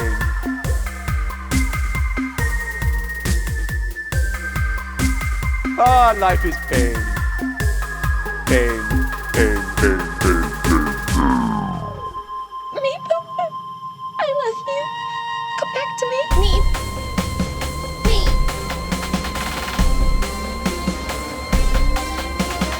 Meep. Meep. Meep. Meep.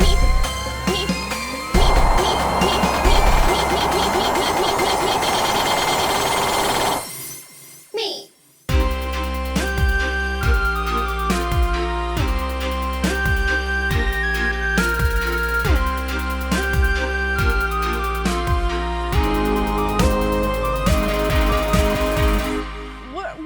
We're falling through space. No plan.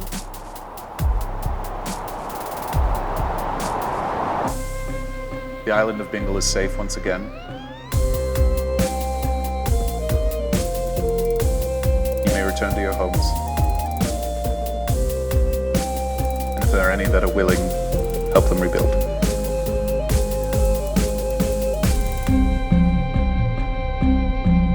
Humankind. Be both.